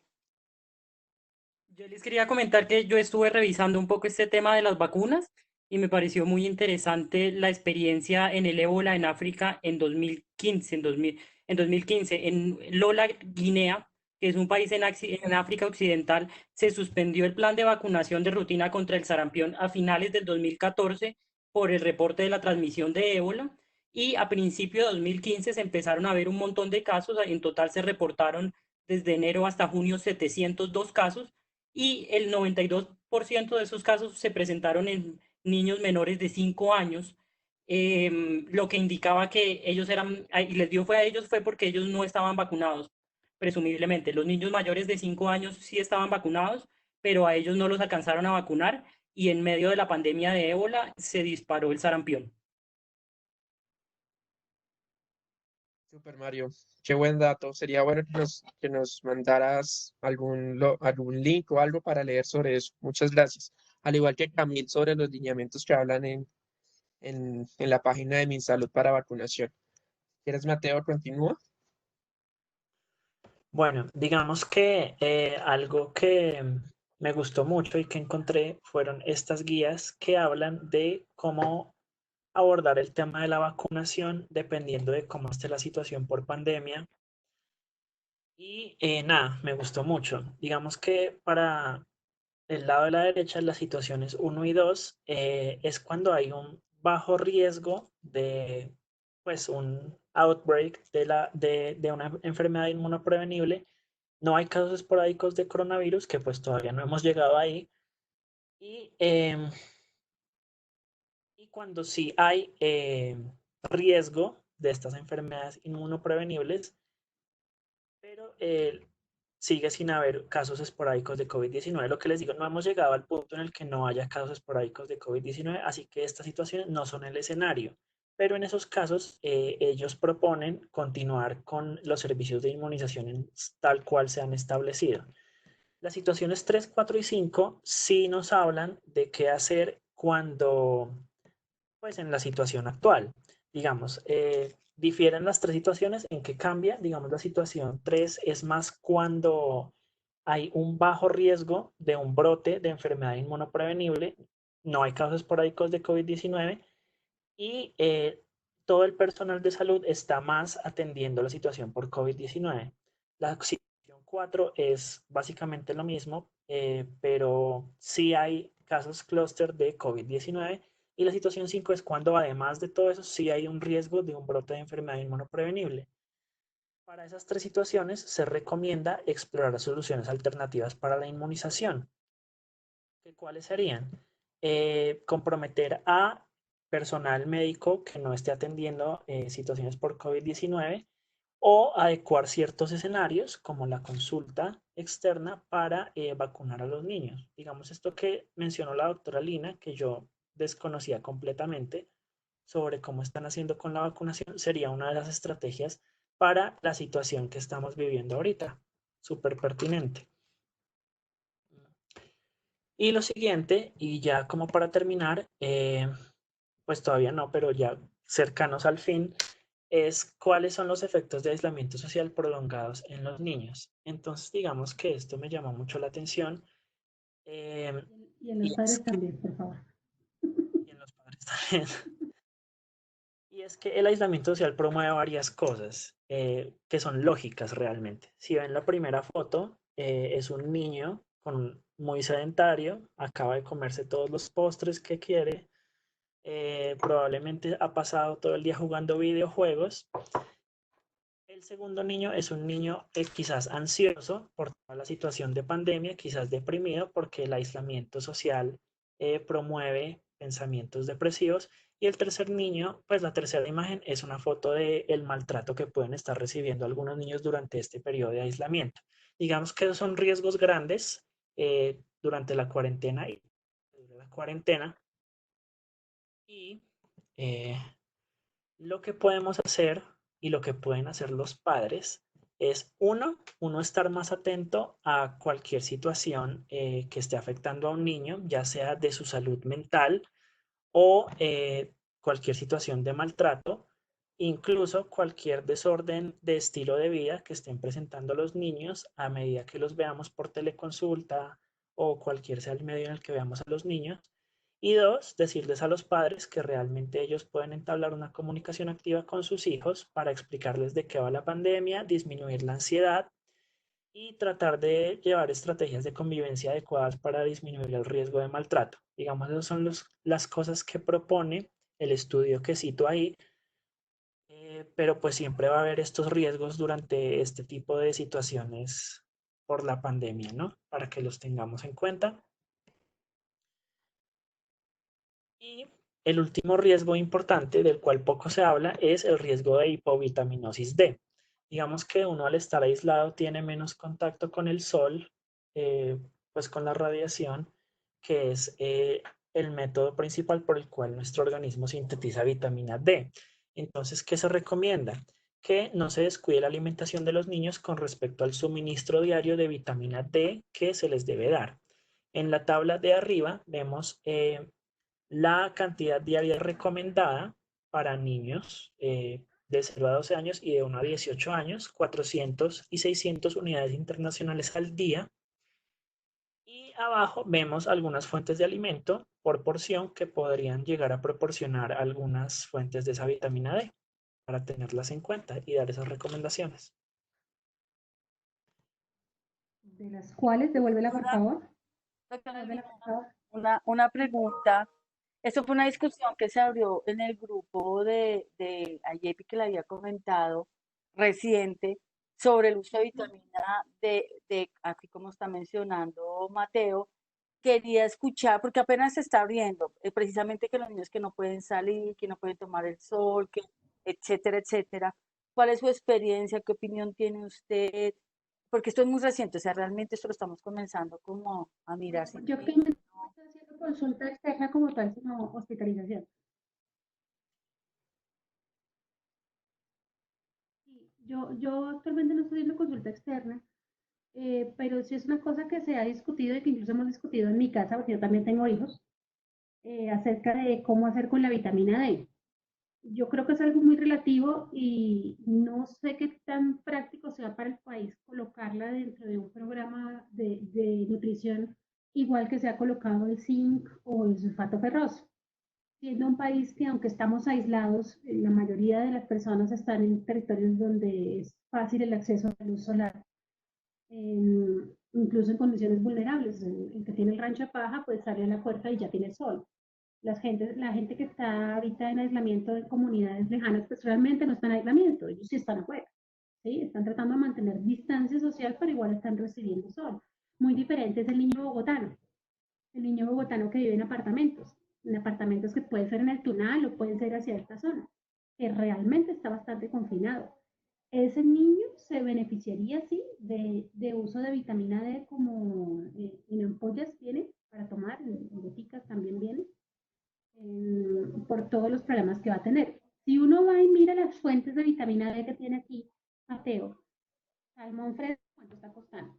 Salmón fresco cultivado, ¿cuánto está costando? Salmón en lata o sardina en lata, de pronto la sardina es de los más económicos y sigue siendo costoso. Y no les van a dar 100 gramos, les van a dar por ahí 40 o 30 gramos, porque es costoso. ¿Mm? Aceite de hígado de bacalao es lo que nos daban a nosotros todo el tiempo. Yo no lo detestaba y lo odiaba, pero pues bueno, tenían algo de razón para que vean. Hongo shiitake, yo no creo que tampoco puedan comprarlo, ni fresco ni seco. Ojalá los niños comieran una vez al día huevo, ojalá, pero una sola yema me da apenas 20 unidades. Entonces, el déficit tendría que comerse un camionado para que realmente recibiera lo que necesitan. Eso no se lo come nadie y el bolsillo tampoco aguanta.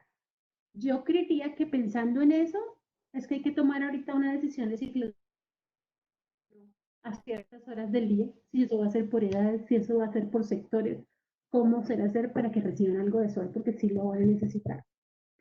Y en cuanto a que si en AYEPI debiera ir o no debiera ir, yo creo que se podría establecer parecido como la saturación según la altura, ¿sí? En niños que están en áreas donde hay exposición solar no se necesita. En niños que son criados en la ciudad y que reciben poco tiempo luz solar, sí se necesita. Sería una forma como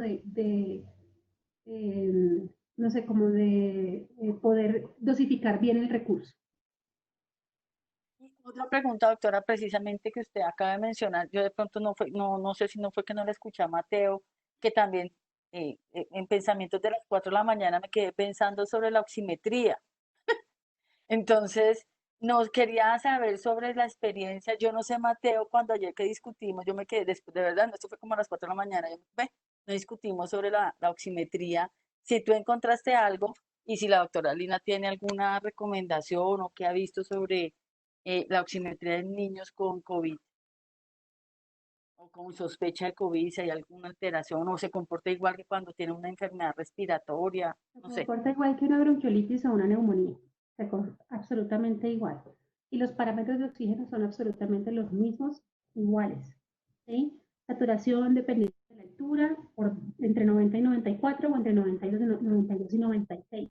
Teniendo en cuenta que hay un estudio relativamente reciente del doctor Ucros de la Fundación Santa Fe de Bogotá, donde habla que los niños menores de 5 años, incluso en condiciones normales, pueden saturar 88% al ambiente y esto ser normal. ¿sí? Sin dificultad respiratoria, o sea, tener al niño sin dificultad respiratoria, estatura 88, eso puede ser considerado normal, 86 incluso en el sueño, según los estudios que se han hecho. Riesgo-beneficio en IEPI es mejor dejar 90 y 92 porque va a haber una discusión entre qué es normal y qué no es normal. Entonces es preferible que se vaya uno por lo alto. Pero en cuanto a COVID específicamente, es como una neumonía o como una enfermedad intersticial que te dificulta el intercambio de oxígeno y te termina desaturando rápidamente. Se comporta como una bronquiolitis, ¿total? Como una bronquiolitis o bronquiolitis coinfectada. Muchas gracias, doctora, muchas gracias. ¿Sebastián?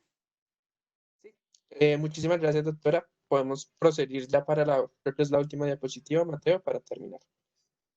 Listo, Sebastián. Dos últimas. La primera es la síntesis y la recomendación que sale de todo este ejercicio. La recomendación básicamente es la respuesta a esa pregunta de investigación basada en la evidencia y dando de esa evidencia. Entonces, la mayoría de los casos en población menor a 18 años se presentan como casos asintomáticos, leves, moderados, como ya lo habíamos dicho. Los síntomas más frecuentes son tos, fiebre, fatiga y odinofagia. A diferencia de los adultos, los niños pueden presentar síntomas gastrointestinales o fiebre aislada. La mortalidad de esta población es baja. Los factores de riesgo fueron los que ya mencionamos, la edad menor de 1 año, las comorbilidades y la inmunodeficiencia, y no hay evidencia de que las vacunas confieran protección adicional al coronavirus. Digamos que les di un grado de evidencia 4 o 5 debido a que pues, no hay estudios sólidos ni comparativos para, pues, de los cuales saqué la evidencia.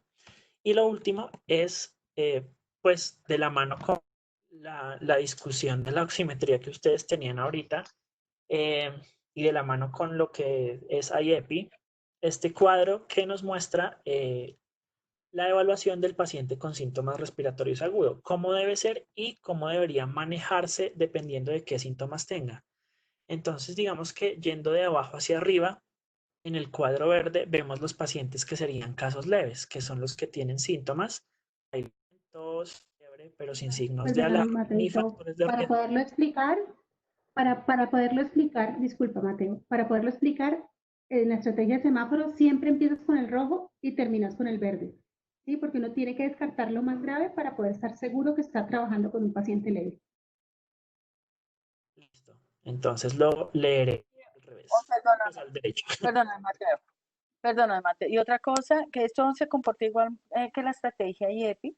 Entonces hay varios elementos. Lo primero es, como señalaba la doctora Lina, siempre se arranca de lo más grave a lo menos grave. ¿Por qué? Porque lo que hace la estrategia IEPI es una clasificación operativa, no es una clasificación diagnóstica. Y con la clasificación operativa lo que tú quieres saber es qué tienes que hacer con ese niño que te llega con uno de estos síntomas. Si llega rojo, pues qué es lo primero que tienes que hacer, o si pasas amarillo y luego termina en verde. Si ustedes ven, IEPI parte de unas preguntas, igual que acá, luego saca unos síntomas, o sea, uno de los siguientes, y luego hace la clasificación, bueno, la clasificación de la enfermedad, y aquí de una vez está incorporado lo que se debe hacer en cada uno de los casos. Bueno. Listo. Entonces, leyéndolo como debe ser leído, digamos, el paciente con enfermedad grave es aquel que presenta falla respiratoria, requiere ventilación mecánica, está en choque o tiene falla multiorgánica, y básicamente las medidas para este paciente o el deber ser es asegurar primero todas las medidas de soporte en un escenario adecuado. Entonces, digamos, ahí como lo pueden ver, se aísla al paciente de contacto, aerosoles y gotas, se monitorea, se le dan líquidos endovenosos, se asegura la vía aérea, se toman los paraclínicos para caracterizar mejor el cuadro, y ya están toda la parte de las terapias off-label que hablaba la doctora Lee. Si ese no es el caso, sería el siguiente, pues uno tiene que ver si se trata del siguiente caso, que es cuando el paciente presenta enfermedad grave dada por alguno de los siguientes, que es la taquipnea para la edad, los signos de dificultad respiratoria. Aquí proponen una saturación menor a 92% o 90% si la altura es mayor a 2.500 pies, signos en la radiografía de tórax o los factores de riesgo, ya sean factores de riesgo clásicos o factores de riesgo social. Digamos que los pacientes tendrían toda la parte del manejo intrahospitalario, lo mismo, hospitalizar, dar las medidas de soporte según el paciente lo requiera, tomar los paraclínicos para caracterizar mejor el cuadro y pues a criterio del pediatra dar tratamiento o no. Y ya, si no se trata de eso, estaríamos frente a una enfermedad leve, que es el que tiene síntomas, pero sin signos de gravedad, pues signos de alarma. Y esos son los que podríamos darles el manejo en casa, con las siguientes recomendaciones que ya les habíamos dicho. Mantener la hidratación adecuada del paciente, las medidas de higiene y de aislamiento, que use tapabocas y que manejo de soporte para fiebre y para dolor en caso de que tenga dolor. Digamos que eso a grandes rasgos, esto es muy práctico, como dice la doctora, porque así podemos esquematizar muy rápido qué paciente tenemos al frente y cómo proceder frente a ese paciente. Con eso acabo la presentación. Muchas gracias. Sí, doctora. Devuélvete un poquito, devuélvete un poquito. segundo. Devuélvelo. Aquí, por favor, no olviden, en la columna de su izquierda, ahí está la pregunta. ¿Es un caso sospechoso de COVID-19? Si es caso sospechoso, ahí les están diciendo cómo la definición, que debemos tener en cuenta lo que dijo Andrés Felipe, estas definiciones pueden ir cambiando. Ahorita tenemos esta definición. Si usted responde que sí, o sea, tiene que mirar esto como lo señaló Mateo, pero además no se les olvide una cosa que les parece hartísima, que es la notificación al registro de la línea nacional de COVID, tomar la muestra según la directriz vigente del Ministerio de Salud. Y está, por favor, y notificar. Es muy importante la notificación. ¿Por qué? Porque con la notificación puedo yo hacer la búsqueda de los otros casos y sobre todo de las personas que pueden estar en riesgo, adultos mayores. Entonces, por favor, y ahí están, ¿no? Si tiene algún factor de riesgo, si tiene signos de alarma, entonces hay que completar. No se les olvide, por favor, la parte de la notificación si tienen un caso sospechoso de COVID-19. Y también muy bonito en la parte de abajo, si se dan cuenta, después de que tú dices si definitivamente todo no, dice si respondió no, por favor, siga ahí. Eso lo dice todo. No, muy chévere, Mateo. Muchas Muchísimas gracias. gracias. Se nota mucho el esfuerzo, el trabajo, te tocó leer un jurgo y en tiempo récord. Y además tener en cuenta de que este es un tema que se está actualizando día a día, no es fácil tener el control de toda esta información. Te felicito. Además que la profesora también le dio un poco de literatura ayer a las 8 de la noche. Sí. Casi lo maté de un infarto. Le mandé la mitad de la mitad. Muchísimas gracias, doctores, por estar acá. Estos tres. Porque, por ejemplo, Muchísimas gracias, doctora, por toda la ayuda que me dio, a Sebastián y a la doctora Giovanna. Gracias también. En verdad, todo me sirvió me mucho. mandaron el artículo de la presencia del COVID en placenta y eso nos está enloqueciendo porque antes de ayer habíamos dado una charla de leche materna y COVID y habíamos dicho que había mucha seguridad, pero ya no la tenemos. ¿Sí? Entonces, es muy loco todo. Sí. Muchísimas gracias, doctores, por estar acá, por participar en este seminario, por sus argumentos, sus experiencias, a Mateo por esta preparación de esta diapositiva que estuvo muy bien, muy a la minucia, muy a lo que queremos, que es generar esta traducción del conocimiento para poder generar recomendaciones que le ayuden al país a mirar cómo hacer frente a una pandemia como la que estamos viviendo. Muchísimas gracias a todos. Este video va a estar subido en la página, en el micrositio de la Facultad de Medicina de la universidad. Cuando esté subido, les estaremos informando para que si lo quieren usar para estudiar o para difundirlo en sus compañeros, ahí lo pueden tener. Muchas gracias, doctora Villamizar. No sé si unas últimas palabras. No, a todos muchas gracias por haber venido y nada, este es un tema que todos los días sale un artículo nuevo y hay una nueva posición y hay un nuevo descubrimiento, entonces estar muy pendientes de las informaciones reales que hay sobre el virus. Bueno, Muchas gracias, doctora. Doctora Giovanna, Doctora, unas últimas palabras. doctora Lina, muchísimas gracias por estar en este espacio. Este espacio lo estamos consolidando todos los miércoles de 2 a 4 con evidencia de diferentes temas. Ya ahorita Sebastián, pues más adelante, la próxima semana va a ser sobre gestación y COVID-19, entonces también tendremos a un experto invitado. La idea es que esto va a aparecer en el micrositio de la página de la universidad, pero también, doctora, Mateo tiene el compromiso de hacer un paper que se lo pasará a usted, lo revisaremos de manera conjunta para también poderlo subir al micrositio. Estamos un poco retrasados, pero ha sido muchísimo el trabajo. De verdad, muchas gracias a los internos, a nuestros colegas que estuvieron presentes. Muchas gracias por haber leído, por haber participado de manera tan activa.